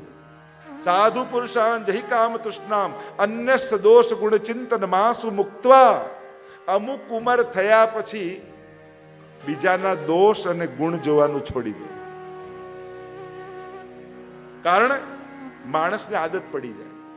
કારણ કે આ બંને ફસાવનારા છે. જ્યાં ગુણ દેખાશે ત્યાં મોહ થઈ જશે, જ્યાં દોષ દેખાશે ત્યાં દ્વેષ થઈ જશે. અને પછી વડીલ અમુક ઉંમર પછી તકલીફ એ થાય, જે દીકરાના ઘરે રહેતા હોય એની વાત ના કરે અને જેને ત્યાં ન હોય એના વખાણ કર્યા કરે. એટલે પેલાને એમ થાય કે રહે છે અહીંયા ને ગુણગાન ત્યાં કરે છે, એટલે આને અપ્રિય થવા લાગે. જ્યાં છો ત્યાંના થઈને રહો. વૃદ્ધા અવસ્થા બહુ મહત્વની છે. 3 પ્રકારના વૃદ્ધોની કથા ભાગવતમાં આવશે. એક ધૃતરાષ્ટ્ર, બીજા ભીષ્મજી અને ત્રીજા નંદ બાબા. આ ત્રણેયનું ઘડપણ વિચાર કરો. ધૃતરાષ્ટ્રનું ઘડપણ સારું નથી, કારણ કે મામ કાહા પાંડવાસ ચૈવ કિમ અકુર્વત સંજય. મારા અને પાંડવ પુત્રો શું કરી રહ્યા છે? આ મારા તારામાં પડ્યા તો રડતા રડતા છેલ્લે પ્રાણોના ત્યાગ કરવા પડ્યા. કોઈના ના થઈ શક્યા. પાંડવો પગે લાગતા રહ્યા છેક સુધી ધૃતરાષ્ટ્રને. હારી ગયા યુદ્ધ, છતાંય રોજ નિયમ પાંડવોનો, સવારે ઉઠે તો ઘરમાં એકમાત્ર વડીલ ધૃતરાષ્ટ્ર, એને રોજ પગે લાગવા જાય યુધિષ્ઠિર. અને છેલ્લે સુધી પ્રયાસ કર્યા કે ભીમને પોતાની બાહુ પાસમાં લઈને કચડી નાખવાનો પ્રયાસ છેલ્લે પણ ધૃતરાષ્ટ્રે કર્યો છે. ત્યાં સુધીની લોલુપતા, ત્યાં સુધીની દ્વેષ, છતાંય પગે લાગતા રહ્યા, પણ એમની કદર ક્યારેય ના કરી. અને એટલે ઘડપણ બગડ્યું. બીજા છે ભીષ્મજી. ગાદી જોડે બંધાયેલા રહ્યા, કોના ભેગા રહેવું એ વિવેક ન કરી શક્યા. ઉભા રહેવાનું હતું પાંડવો જોડે, પણ ગાદીને કારણે, સિંહાસનને કારણે જોડે ઉભા રહ્યા કૌરવોના. અને ઈચ્છા મૃત્યુનું વરદાન લઈને જીવતા હતા, તોય મૃત્યુને ભેટવું પડ્યું. બગડ્યું. અને એટલે ગડપણમાં ન ધૃતરાષ્ટ્ર જેવું ન ભીષ્મ જેવું, ગડપણમાં નંદ બાબાએ ઠાકોરજીને ઘરે પધરાવી લીધા. અને એટલે રોજ નંદ મહોત્સવ એમને ત્યાં થવા લાગ્યો. એટલે સાર એ જ કાઢવાનો. ગડપણ ભીષ્મ કે ધૃતરાષ્ટ્ર જેવું નથી જોઈતું, આપણે ગડપણ નંદ બાબા જેવું જોઈએ છે. કે આજ સુધી ન કરી શક્યા, પણ લાવ હવે રોજ ઠાકોરજી પાસે જઈને બેસું. કાંઈ નહીં તો જારી હું ભરું, કાંઈ નહીં તો ઠાકોરજીનો બંટો હું ધરીશ. થોડું થોડું સેવામાં જોડાઓ.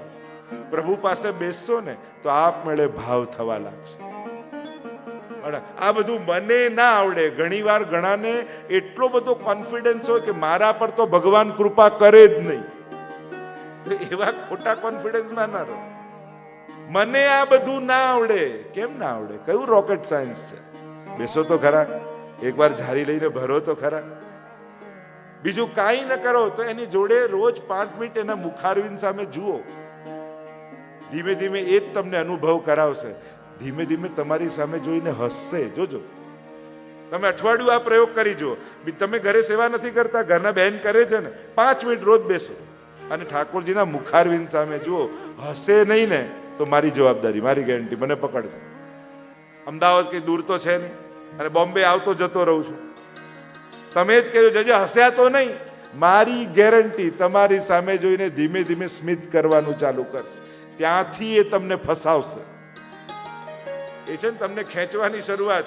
તમને જેમ થશે મારી સામે જોઈને તો હસે છે, તમે જ આવીને કહેશો ભાઈ મારે જ કેવું પડે હસે છે એટલા માટે કે તું ખાલી જુએ છે, કઈ ધરતો નથી. શરૂ કર, જારી ભરવાનું શરૂ કર, મિશ્રી ધરવાનું શરૂ કર. અને ધીમે ધીમે એ તમને પોતાની તરફ ખેંચવા લાગશે. અને પછી એક દિવસ એવો આવશે કે એક દિવસ પણ બેઠા નહીં ને તો મન નહીં લાગે તમારું. ક્યાંક બહારગામ ગયા હશો ને તો તમને તમારો લાલન યાદ આવશે. રોજ બેસતો કેવા મંદ મંદ મરક મરક હસતા હતા, આજે ઠાકોરજી યાદ આવી રહ્યા છે. ક્યારે પાછો ઘરે જાઉં અને ઠાકોરજીને સન્મુખ થાઉં. આ અમારો કૃષ્ણ છે, આ કર્ષતી ઇતિ કૃષ્ણ છે, જે કર્ષણ કરે છે. ધર્મ ભજસ્વ સતતમ ત્યજલોક ધર્માન સેવસ્વ સાધુ પુરુષાન જય કામ તૃષ્ણામ અન્યશ્ચ દોષ ગુણ ચિંતન માસુ મુક્તવા. બીજાના ગુણ અને દોષ જોવાનું છોડી દો. કારણ કે તમે જેને સારો કહો છો ને એ ઘણા માટે ખરાબ હોય છે, અને તમે જેને ખરાબ કહો છો એ ઘણા માટે સારો હોય છે. આપણે કેમ કહી શકીએ આ સારો ને ખરાબ? આપણે કોણ જજ કરનારા? અને એટલે એ બધા વસ્તુઓમાંથી બહાર નીકળો. તમે તટસ્થ ભાવે જુઓ. દરેક પોતપોતાનું જીવન જીવી રહ્યા છે. સેવા કથા રસમહો નિતરામ પીબત્વમ. પિતાજી હવે એક જ કાર્ય કરો, આ જીવનનું કલ્યાણ કેમ થાય? સેવા અને કથાના પાન કરો. બહુ સંસાર, આખું જીવન જન્મ સબ બાતન. સુરદાસજી કહે છે ને, આખું જીવન વાતો કરવામાં જ વહી ગયું. જન્મ સબ બાતન બીત ગયો, બાતન બીત ગયો. જન્મ સબ બાતન બીત ગયો. કાલે કરીશ, પછી કરીશ. દીકરો ભણી લે પછી, અરે અને સારી જોબ મળી જાય પછી તો આ જ કરવું છે ને. જોબ મળી, બસ આ પરણી જાય પછી તો શાંતિ જ છે. અને વહુ લઈને આવ્યા ખબર પડી સાસુ છે, અને થયું હવે ક્યારે? અરે આને તો કાંઈ આવડતું નથી, ઘરનું ધ્યાન નથી રાખતી, કરવું શું? આ થોડી સેટલ થઈ જાય પછી કરું. એમાં દીકરાને બાળક થઈ ગયો. બસ આને રમાડવાનો આનંદ કેવો, પૌત્રાને તો કેવો આનંદ. બસ આ થોડો મોટો થાય પછી શરૂ કરું છું. કરતા કરતા દિવસો જવા લાગ્યા, ઘડપણ આવ્યું, અંત સમય આવી. 10 બરસ ખેલ્યો લરકાઈ, 10 બરસ ખેલ્યો લરકાઈ. તીખે કામની મોહ હર્યો, જન્મ સબ બાતન બીત ગયો. બસ આ એક ઓફિસ સેટઅપ થઈ જાય પછી શાંતિ. અરે થોડા અનેક મોટા મોટા શહેરોમાં ઓફિસ ખોલી લો, દેશ વિદેશ, એમ થાય કે હવે તો દુનિયાભરમાં થાય. લાલસાઓ વધવા લાગે. પ્રગતિ જરૂરી છે, પણ તમારી પ્રગતિની ઈચ્છા તમારી મહત્વાકાંક્ષા ને લાલસા ન બની જાય એની પણ સાવધાની રાખો. કર્મમાં શ્રેષ્ઠ બનો, ઉત્તમ રીતે કર્મ કરો, ખૂબ સફળ થાઓ, પણ એ કેવલ લાલસા બની ન જાય, નહીં તો બંધન બની જશે. કામનાઓ વધવા લાગી. પેલું ટોલ્સ્ટોયની વાર્તા આવતી ને, રાજાએ પેલા ખેડૂતને કહ્યું સવારથી દોડ, સાંજ સુધી સૂર્યાસ્ત સુધી દોડે એટલે જમીન તારી. અને પેલા દોડવાનું શરૂ કર્યું. પાછળ પત્ની એક કોળીઓ લઈ લો, એક ઘૂંટડો પી લો. અરે ઘૂંટડો જલ પીવા ઉભો રહીશ તો એટલી જમીન ઓછી મળશે. કમાવાનો ટાઈમ છે, મેળવી લેવા દે. ભાગતો ગયો. સૂર્યાસ્ત થતો દેખાયો. અરે હજી જમીન મેળવી લઉં વધારે. પડ્યો અને છેલ્લો શ્વાસ લેતા સમજમાં આવ્યું કે બસ 6 ફૂટ જગ્યાની જ જરૂર હતી. ઓ નહીં હરિ ભજન गुरु की सेवा, नहीं हरि भजन गुरु की सेवा, नहीं कछु दान दियो. सूरदास मिथ्यातन बीत्यो, सूरदास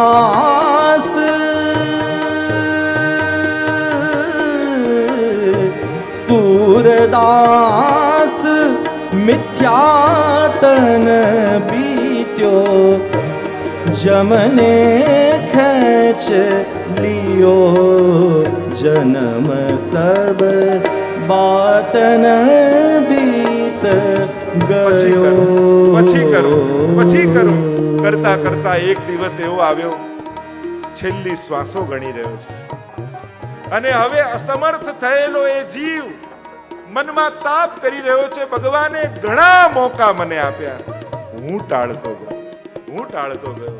કેટલા અવસરો ભગવાને કરીને આપ્યા કે હવે કરી લે, હવે કરી લે.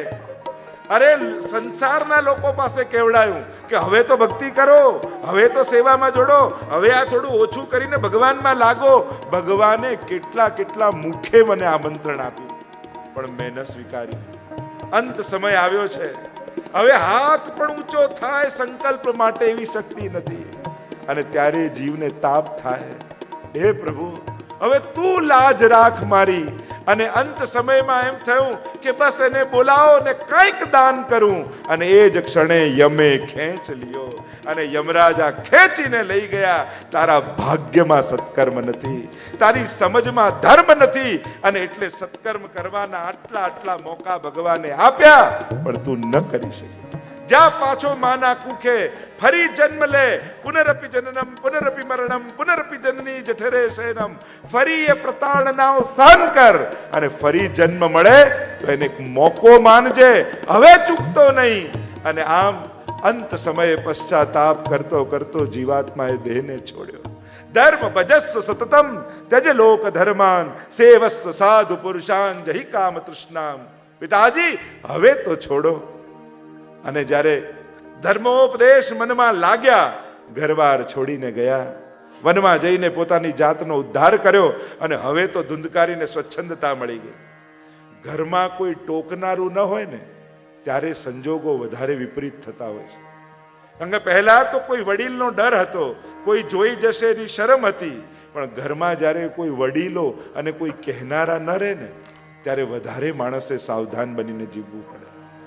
નસીબ વાળા હોય ને એના ઘરમાં કોઈ ટોકનારું હોય, નસીબ વાળા હોય એના ઘરમાં કોઈ કહેનારું હોય, નસીબ વાળા હોય એના ઘરમાં કોઈ ભગવાનને યાદ અપાવનારું. તમે ઉતાવળે ઓફિસે જતા હો અને કોઈ પાછળથી અવાજ આવે, સાંભળો આજે એકાદશી છે, ઠાકોરજીને દંડવત કરીને જાઓ ને. આવો જો અવાજ ઘરે સંભળાતો હોય ને તો પોતાની જાતને ભાગ્યશાળી માનજો કે તમારા ઘરમાં કોઈ એવું છે જે આટલા લૌકિક વ્યસ્તતાની વચ્ચે પણ તમને ભગવાન યાદ અપાવે છે.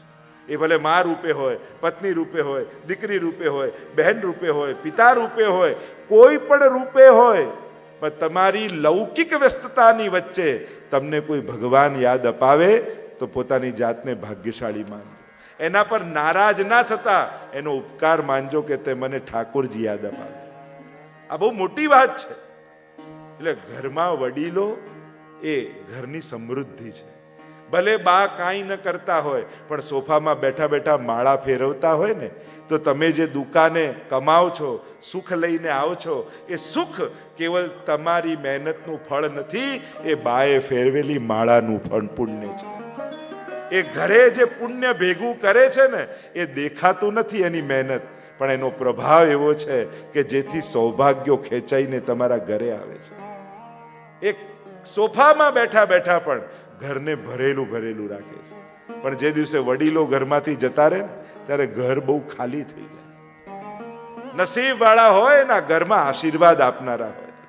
સારા પ્રસંગે, અને હું તો યુવાનોને કહીશ, તમારો જન્મદિવસ આવે, સારો પ્રસંગ આવે અને પપ્પા જો શેક હેન્ડ કરીને તમને વિશ કરતા હોય ને, કોંગ્રેચ્યુલેટ કરતા હોય, ત્યારે કહેજો કે પપ્પા હાથ મિલાવનારા તો દુનિયામાં ઘણા મળશે, મારા માથે હાથ મૂકીને મને આશીર્વાદ આપો. કારણ કે આશીર્વાદ આપનારા બહુ ઓછા દુનિયામાં હોય છે. અને એટલે લોકો ભલે એમ કહેતા હોય કે દીકરો મોટો થાય ને ફ્રેન્ડ બનાવી લો, પણ દીકરાઓને કહીશ ક્યારે પણ પપ્પાને ફ્રેન્ડ ના બનાવતા. કારણ ફ્રેન્ડ તો હજારો બહાર બનાવી લેશો પણ પપ્પા બહાર નથી મળવાના, એના તો આશીર્વાદ જ લેવાય. કારણ કે એ આશીર્વાદ લેવાની જગ્યાઓ ક્યાં દુનિયામાં. નસીબ વાળા હોય એના ઘરમાં વડીલો આશીર્વાદ આપનારા હોય. એટલે મોટા થયા એટલે બધાને મિત્રો બનાવવા જરૂરી નથી, મોટાઓને મોટા જ રહેવા દેવાય. અને એમાં જ આપણી મોટાઈ છે. કારણ એને નાનપ ન લાગે અને એ મોટા લોકો મોભામાં રહે એની જવાબદારી નાનાઓની જ છે. ક્યાંક એની વાત ક મને પણ માની લઈ અને એની મોટાઈ સાચવી લેશો ને તો તમારો પુત્ર ધર્મ સફળ થઈ જશે. ઘણીવાર બધી વાત આપણને ના ગમતી હોય અને પ્રેક્ટિકલ ના હોય, પણ ઘણીવાર ચાલી જતું હોય તો સ્વીકારજો. એ ખુશ રહે એનો પ્રયાસ કરજો. તમે કોઈ વસ્તુ લાવીને આપો એના કરતા એની એક વાત સ્વીકારો ને એમાં એમને વધારે આનંદ આવતો હોય. એક દીકરો ઘડિયાળ લઈને આવ્યો મોંઘી અને પપ્પાને આપીને કહ્યું કે પપ્પા તમારો જન્મદિવસ છે તો આ વોચ ઘડિયાળ તમારા માટે લાવ્યો. પપ્પાએ કહ્યું બેટા ઘડિયાળ નહીં, તારો ટાઈમ જોઈએ છે મને. તું મારી પાસે બેસે ને, કારણ કે અમુક ઉંમર પછી મર્સિડીઝમાં બેઠા છો એ સુખ નથી, પણ બાજુની સીટમાં દીકરો બેઠો છે ને એ સુખ છે. કે મારા સ્વજનો મારી આજુબાજુ છે, મારા આત્મીયજનો મારી આસપાસ છે, એ સુખની નિશાની છે. અને એટલે વડીલોનો મોભો નાનાઓ જાળવે એમાં જ એની શોભા છે. તો ઘણી વાર ઘરમાં આશીર્વાદ આપનારા લોકો સૌભાગ્યથી હોય છે. અને વિધાને જ્યારે ઉપદેશ આપ્યો ને, હવે ધૂંધકારીને કોઈ ઘરમાં રોકનારું નથી, ટોકનારું નથી, અને એટલે 5 ગણિકાઓને લઈ આવ્યો. 5 ગણિકાઓને લઈ આવ્યો અને શબ્દ સ્પર્શ રૂપ રસ ગંધ, આજ 5 ગણિકાઓ છે. પણ માણસ ભોગ ભોગવે એના કરતા ભોગો એને ભોગવી લે છે, એમ શાસ્ત્રો કહે છે. 5 ગણિકાઓ એને બાંધ્યો, ઊંધો લટકાડ્યો. ગણિકાઓને રાજી કરવા માટે રાજાને ત્યાં ચોરી કરી લીધી. અને ગણિકાઓ વિચાર કર્યો કે આ રાજા આને પકડશે તો એની જોડે અમને પણ મૃત્યુ દંડ આપી દેશે, એટલે અમે મરીએ એના કરતા આને મારી નાખી. ઊંધો લટકાડ્યો, પ્રતાડિત કર્યો, મરચાની ધૂણી કરી.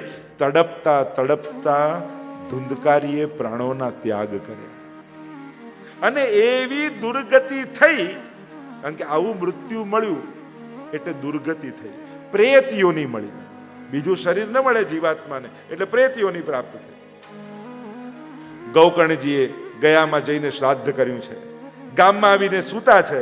રાત્રિના સમયે ચિત્ર વિચિત્ર આકૃતિઓ દેખાવા લાગી. કોઈ કંઈક બોલવા માંગે છે પણ બોલી શકતું નથી. હાથમાં જળ લીધું, અભિમંત્રિત કર્યું ને છાંટ્યું. જોર જોરથી રડવાનો અવાજ સંભળાયો.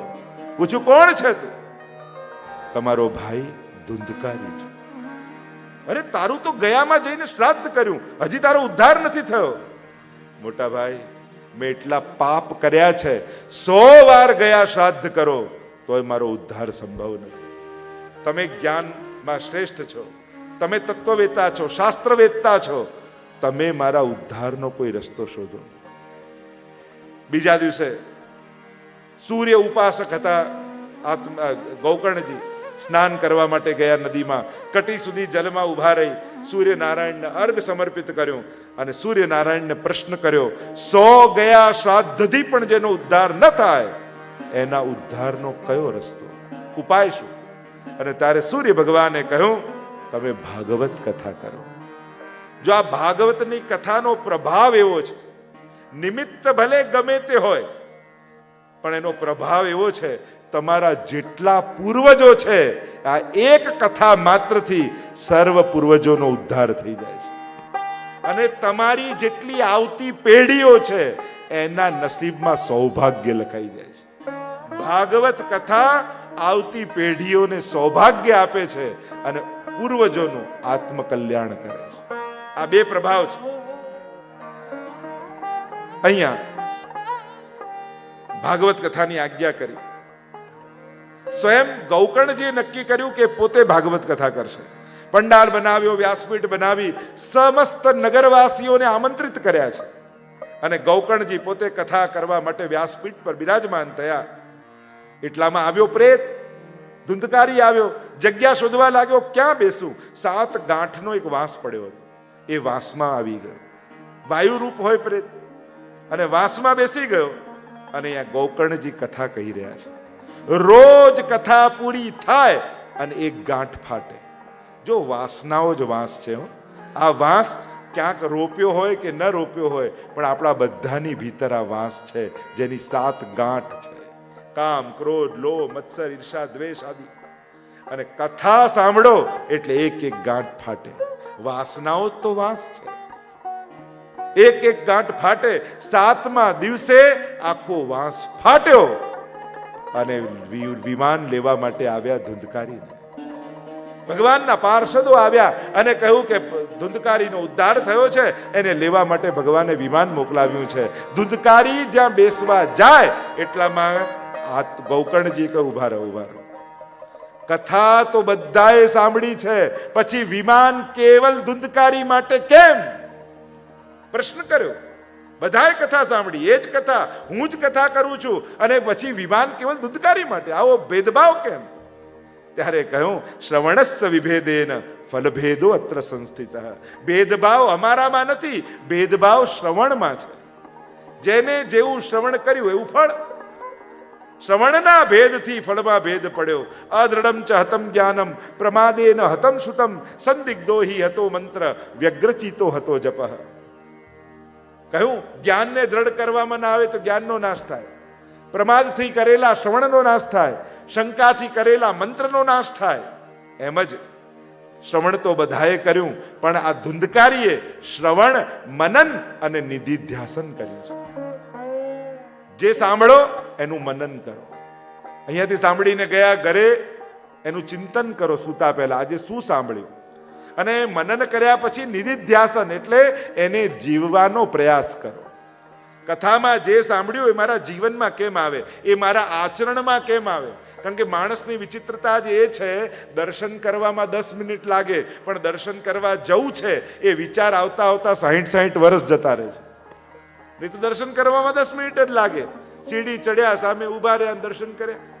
જો બુદ્ધિ અને પગ એમાં અંતર કેટલું, 5 ફૂટ 6 ફૂટ. પણ અહીંયાની વાત, આ ચરણ સુધી આવતા આવતા 60 વર્ષ જતા રહે છે. એક વિચારને 6 ફૂટનું અંતર કાપતા જીવન નીકળી જાય છે. પણ જ્યારે કથામાં બેસો છો ત્યારે વિચાર આચરણ બની જાય છે. આ કથાનો પ્રભાવ છે. નિધિધ્યાસન કહ્યું કે ફરી કથા કરું. ગૌકર્ણજીએ પુનઃ કથા કરી છે, અને હવે તો ભગવાન પોતે વિમાન લઈને આવે છે.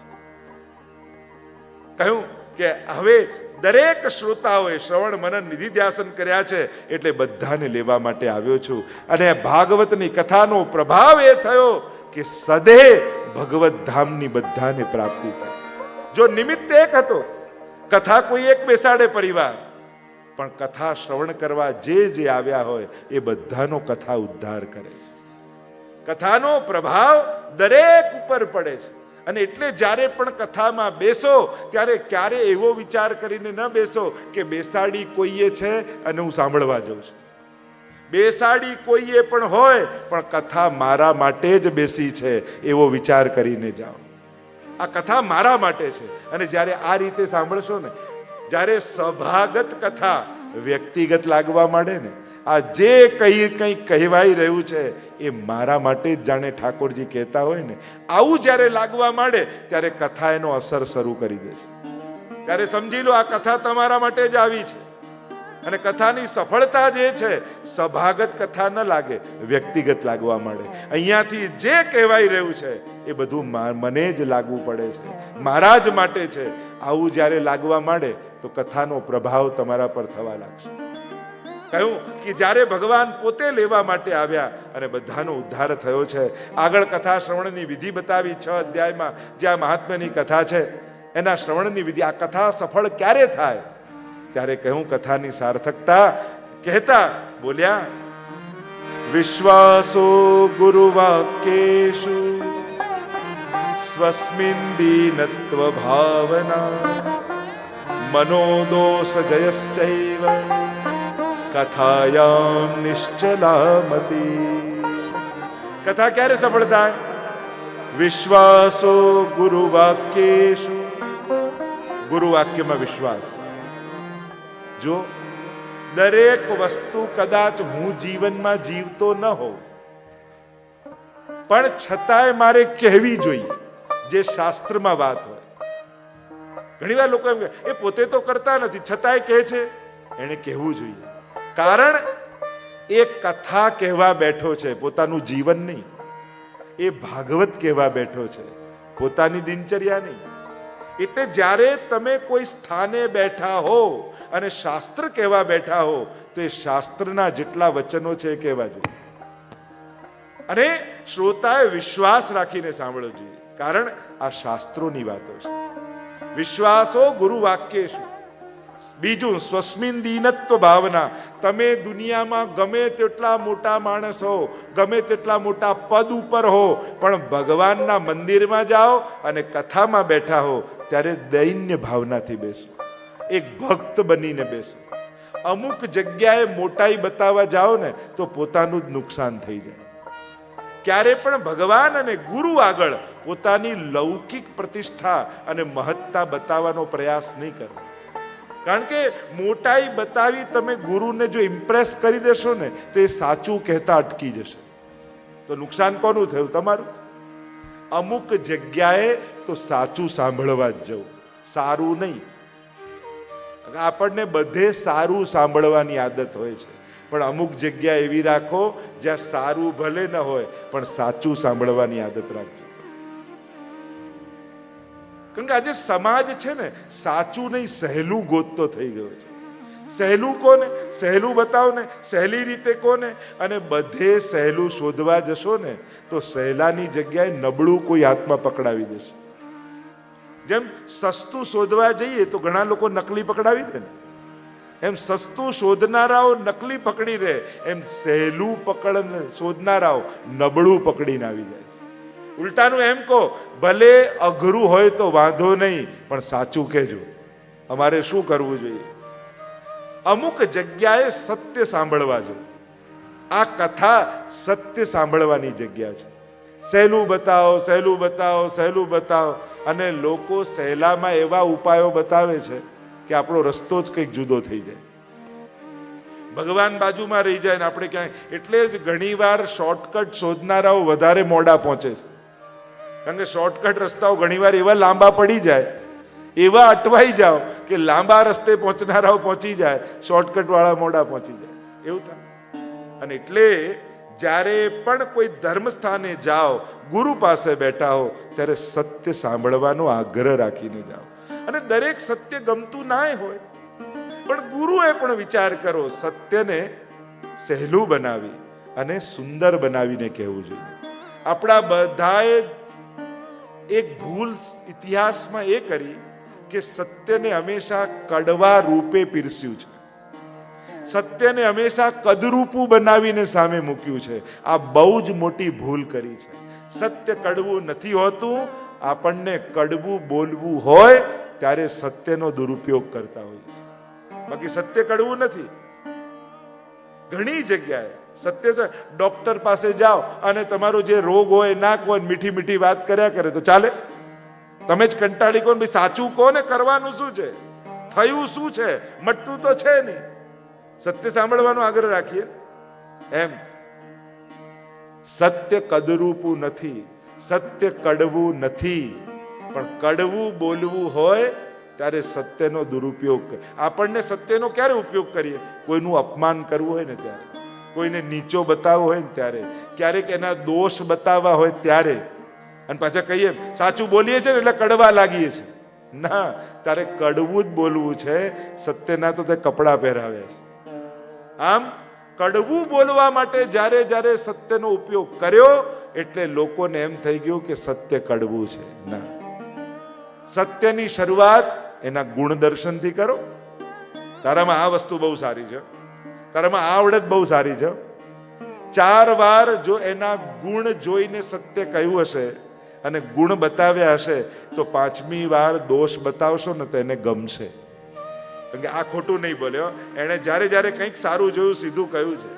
પણ આપણે શરૂઆત જ નિંદાથી કરીએ છીએ, દોષ દર્શનથી કરાવી, એટલે એને વ્યક્તિ માટે જ અણગમો પેદા થઈ જાય.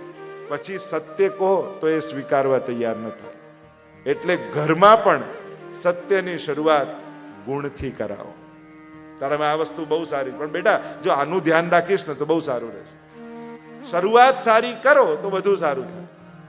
આપણી શરૂઆત ખોટી હોય છે તો સત્ય કદરૂપું નથી ને કડવું નથી. અહીંયા જે ચર્ચા આપણે કરી રહ્યા છે, વિશ્વાસો ગુરુ વાક્યેષુ સ્વસ્મિન દીનત્વ ભાવના મનોદોષજશ્ચૈવ. મનના દોષોનો નિગ્રહ કરીને કથામાં બેસો. મનમાં અનેક દોષો છે, પણ કથામાં છું હમણાં સાંભળવા આવ્યો છું. કારણ કે આપણને સંભળાવવાની એટલી આદત પડી ગઈ છે ને કે સાંભળવાની આદત જ નથી રહી. એટલે થોડો ટાઈમ થાય એટલે કંટાળો આવવા લાગે, કારણ કે સાંભળવાની આદત નથી. અમુક જગ્યાએ સાંભળવાની આદત રાખો, સંભળાવવાની નહીં. જો ઠાકોરજી આગળ પણ આપણે જ કેટલું બધું બોલી દઈએ છીએ, પાછા ફરિયા છો ભગવાન બોલતા નથી. અરે મોકો તો આપ, એને ચાન્સ જ નથી આપતા તો બોલે ક્યારે? આપણે જ બોલતા રહીએ છીએ. અમુક જગ્યાએ સાંભળવાની વૃત્તિ રાખો. કથામાં સાંભળો. જો કથા એટલે શું? ભગવાન બોલે અને જીવ સાંભળે, એનું નામ જ કથા છે. કૃષ્ણ બોલે છે ભગવતા પ્રોક્તમ ભાગવતમ. ભાગવતનો અર્થ શું કર્યો? ભગવાને જે કહ્યું એ ભાગવત છે. એટલે તમે કો ભગવાન બોલતા નથી, અહીંયા 7 દિવસ સુધી ભગવાન બોલવાના છે. લો સાંભળો, તમે સાંભળશો. કારણ કે અહીંયા મારા શબ્દો કહેવાનો, મને આવું લાગે, મારો આ વિચાર, એની કોઈ કિંમત નથી. ભગવાન આમ કહી રહ્યા છે અને ભગવાનના એક વચનો મૂલ્યવાન છે. અને વક્તાએ પણ શાસ્ત્રો જ કહેવું જોઈએ. પોતાની વિચારધારા જો ભાગવતના વિચારોથી અલગ હોય તો એની કોઈ વેલ્યુ નથી.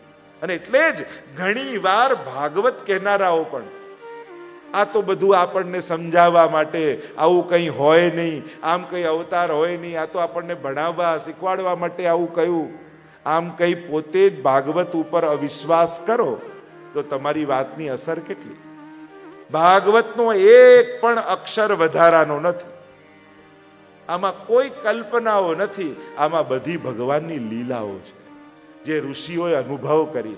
શાસ્ત્રો સમજાય નહીં, એમાં શાસ્ત્રોનો વાંક નથી, આપણી સમજણ નાની છે. આપણે વાંક કોનો કરે? આ બધું બહુ અઘરું, એમાં શાસ્ત્રોનો વાંક નથી, આપણી સમજણ ઓછી છે. એવા ગુરુદેવને કહો કે આશીર્વાદ આપો કે આ બધું સમજાવવા લાગે, એવી મારી સમજણ થાય. સમજણને મોટી કરાય, શાસ્ત્રોની નિંદા ન કરાય. કારણ કે કેવા ઋષિઓ, કેવી અવસ્થામાં બેસેલા ઋષિ મુનિઓ, અને એમની અવસ્થામાંથી જે વાણી નીકળે એ આપણા જેવા અબુધને એકવારમાં ક્યાંથી સમજમાં આવે? આપણે તો હજી પાપા પગલી ભરનારા. પણ પ્રવેશ કરશો તો શાસ્ત્ર કૃપા કરશે અને ધીમે ધીમે સમજાવવા લાગશે. શાસ્ત્રનો આશ્રય કરો ને તો શાસ્ત્રો કૃપા કરવા લાગે અને ધીમે ધીમે બધું જ સમજણ આવવા લાગે. ધર્મની રસ્તા જુદા છે. બીજે બધે સમજો ને પછી કરો, ધર્મમાં કરો તો જ સમજાવવા લાગશે. પણ એવી આશામાં રહ્યો કે ના બધું સમજાય ને પછી કરું, તો ન સમજાશે, ન કરશો. કરવા લાગો, ધીમે ધીમે બધું સમજમાં આવવા લાગશે. આપણે તો લોજિક જ ઊંધા આપીએ છીએ. ઘણા લોકો કહે ને અમને સેવા આવડતી નથી ને એટલે કરતા નથી. કેટલો રોંગ લોજિક. કરો તો આવડે ને, કે આવડે પછી કરો. આપણે કરીએ તો કોઈ વસ્તુ આવડે. સર્વોત્તમ સ્ત્રોત્ર આવડતો નથી ને એટલે કરતા નથી. હું તો કહું 2 વાર વધારે કરો તો જલ્દી આવડે. કરશો તો એક દિવસ આવડશે. પણ એવી રાહ જોશો કે આવડી જાય પછી કરું, તેવું તો ક્યારે થવાનું નથી. કોઈ એમ કે ના પાણીને તો ત્યારે જ ટચ કરીશ જ્યારે તરતા આવડી જાય. અરે ટચ કરીશ નહીં તો આવડશે ક્યાંથી? પાણીમાં કૂદીશ, છબછબિયા કરીશ તો તરતા આવડશે. અને એટલા માટે રોંગ લોજિક ના આપો. કરો તો ધીમે ધીમે બધું આવડવા લાગશે. પણ એમ કહેશો ના અમને કાંઈ આવડતું નથી, અમે ના કરીએ, તો ક્યારે આવડશે જ નહીં. કરો, 2 વાર ભૂલ કરીશું, 3જી વાર શીખી જઈશું. પ્રભુ જ શીખવાડી દેતા હોય છે. પણ કરશો તો આવડશે. અહીંયા કહ્યું મનો દોષ જયેશ ચૈવ કથાયામ નિશ્ચલામતી. કથામાં નિશ્ચલમતી. આગળ 6 જ્યારે અધ્યાયમાં, 6ઠ્ઠા અધ્યાયમાં કથા શ્રવણની વિધિ બતાવી. કથાનું શ્રવણ કઈ રીતે કરવું તો પ્રકાર બતાવ્યો. કથા ક્યાં કરવી, કેટલું ધન ખર્ચવું, કોના મુખે સાંભળવું, બધાનો વિવેક આપ્યો. કહ્યું કથા ક્યાં કરવી? તીર્થે વાપી, વને વાપી, વિશાલા વસુધા યત્ર કર્તવ્યમ તત્ કથા સ્થલમ. તીર્થમાં, મંદિરમાં, ઘરમાં મોટી જગ્યા હોય જ્યાં બધા આનંદથી શ્રવણ કરી શકે એવી જગ્યાએ કથા બેસાડવી. કોના મુખે સાંભળવી તો કહ્યું વિપ્રો વેદશાસ્ત્ર વિશુદ્ધિકૃત દ્રષ્ટાંત કુશલો ધીરો વક્તા કાર્યોથી નિસ્પૃહ.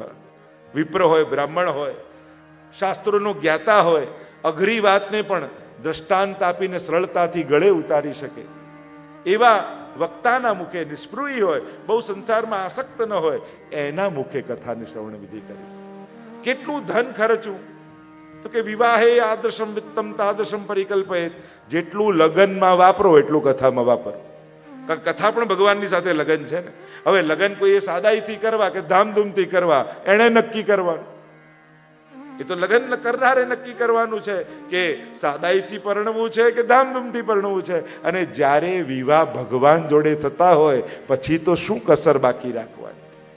જ્યારે સંસારમાં વિવાહ થાય તો એમ થાય કોઈ કસર બાકી ના રાખતા, બધું ધામધૂમથી કરીશું. તો જ્યારે કથાના માધ્યમથી કૃષ્ણ જેવો વર મળતો હોય પછી કઈ કસર આપણે બાકી રાખીએ? એટલે કહું વિવાહ હે એટલે તો અહીંયા વિવાહ છે ને. એટલે તો જો ઠાકોરજી રૂપી કૃષ્ણ રૂપી ભાગવતનો વરઘોડો પહેલા કાઢીએ છીએ અને ભગવાન આવે અને બિરાજમાન થાય. આ પાટલે બિરાજા કૃષ્ણ અને કન્યા સામે છે એટલે 7 ફેરાઓ રોજ એક દિવસ થાય હે ને. એક દિવસ વચન આપવામાં આવે અને 7મા દિવસે કૃષ્ણ રૂપી વરરાજા અને પરણે જીવ સાથે અને એનું આણું થાય. એને વિવાહ કરી અને પોતાની સાથે પોતાના ધામમાં લઈ જાય છે કે ગોકુળ સાસરીએ જાઉં રે, શ્રી ગોકુળ સાસરીએ જાઉં રે, આણું તો મોહન વરનું આવ્યું રે, લખ્યું શ્રી હસ્તતણું ભાવ્યું રે, લખ્યું શ્રી હસ્તતણું ભાવ્યું રે, શ્રી ગોકુળ સાસરીએ જાઉં રે. प्रभु के साथ जीव का विवाह है અને 7મા દિવસે સ્વયં પરમાત્મા એ જીવને લેવા માટે આવે છે.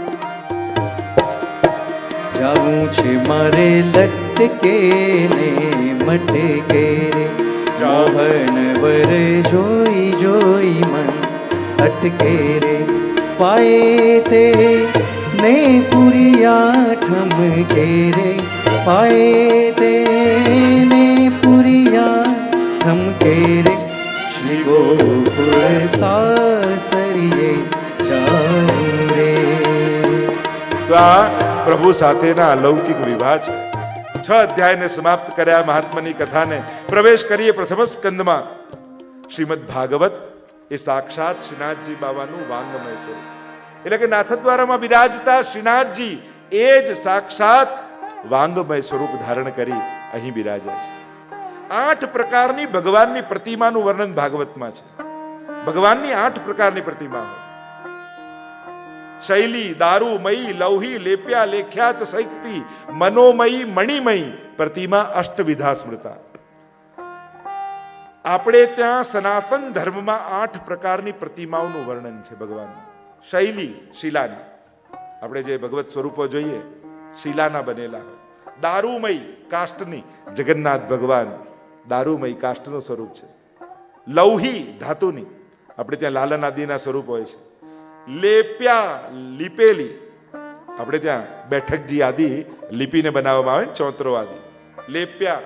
લેખ્યા લખેલી, એક અક્ષર, 18,000 શ્લોક, 12 સ્કંદ, 5,76,000 અક્ષર, એવું શ્રીમદ ભાગવત છે. આ લખેલું અને લખેલું એ પણ વાંગમય વાણીમય રૂપ છે. લેખ્યા લેપ્યા લેખ્યા ચ સૈક્તિ એટલે રેતીનું, ઘણીવાર રેતીના સ્વરૂપ બનાવવામાં આવે. અને મનોમય, દરેકના ભક્તના મનમાં એક સ્વરૂપ હોય છે. અને મણિમય પ્રતિમા અષ્ટવિધા, 8 પ્રકારની પ્રતિમા. સ્વરૂપો ભલે જુદા જુદા હોય. બદ્રીનાથ જાઓ, જગન્નાથ જાઓ તો આ મસ્ત રહે, દક્ષિણમાં જાઓ પદ્મનાભ આમ પડેલા છે, અને મધ્યમાં આવો બોલો ગોવર્ધન નાથ કી જય. ચારે ધામોમાં જાઓ, બદ્રીનાથ, જગન્નાથ, પદ્મનાથ, ત્યાં શ્રી રંગનાથ, દ્વારિકાના ચતુર્ભુજ, પણ મધ્યે તું ગોવર્ધન નાથો. ગર્ગ સંહિતામાં ગર્ગજી કહે છે ચારે ધામોની યાત્રા કરો પણ ભારતના હૃદયમાં જે બિરાજે એ ગોવર્ધન નાથના શરણે ન જાઓ તો ચારે ધામની યાત્રા અધૂરી છે.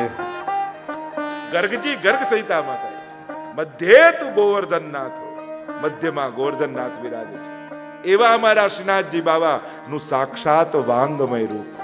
અને શ્રીનાથજી બાબાનું સ્વરૂપ કેવું? આપણા ભારતના મંદિરોમાં બિરાજતા વિગ્રહોના કેવા સુંદર સ્વરૂપો છે, ભિન્ન ભિન્ન મુદ્રાઓમાં છે. એમ અમારા શ્રીનાથજી બાબા. અને શ્રીનાથજી બાબાનું સ્વરૂપ કેવું? ઊંચો હાથ, જમણો હાથ મુઠ્ઠી, મુષ્ટિકા, અંગૂઠો બહાર અને કમર પર આમ રાખીને ઠાડા શ્રીનાથજી બાબા. આવું સ્વરૂપ છે. અને એવું જ સ્વરૂપ શ્રીમદ ભાગવતનું. દ્વાદશાંગો હિ પુરુષ. વેદમાં પરમાત્માના 12 અંગ કયા છે. 12 સ્કંદ ભાગવતના છે, કારણ કે પરમાત્માના 12 અંગ છે. જો એટલે જ મણકામાં માળામાં 108 હોય છે. આ 108 શું છે? કારણ કે 12 અંગ વાળા પરમાત્મા કયા? 12 બોડી પાર્ટ છે, અંગ કહીએ. અને એની પણ ચર્ચા સરખામણી ભાગવત સાથે. અને ભક્તિ 9 પ્રકારની છે. તો ભગવાનના સર્વાંગ એટલે 12, અને સર્વાંગમાં નવધા ભક્તિ, તો 12 નવા 108. એટલે ઠાકોરજીના સર્વાંગમાં નવધા ભક્તિનું પ્રતીક 108 નો અંક છે.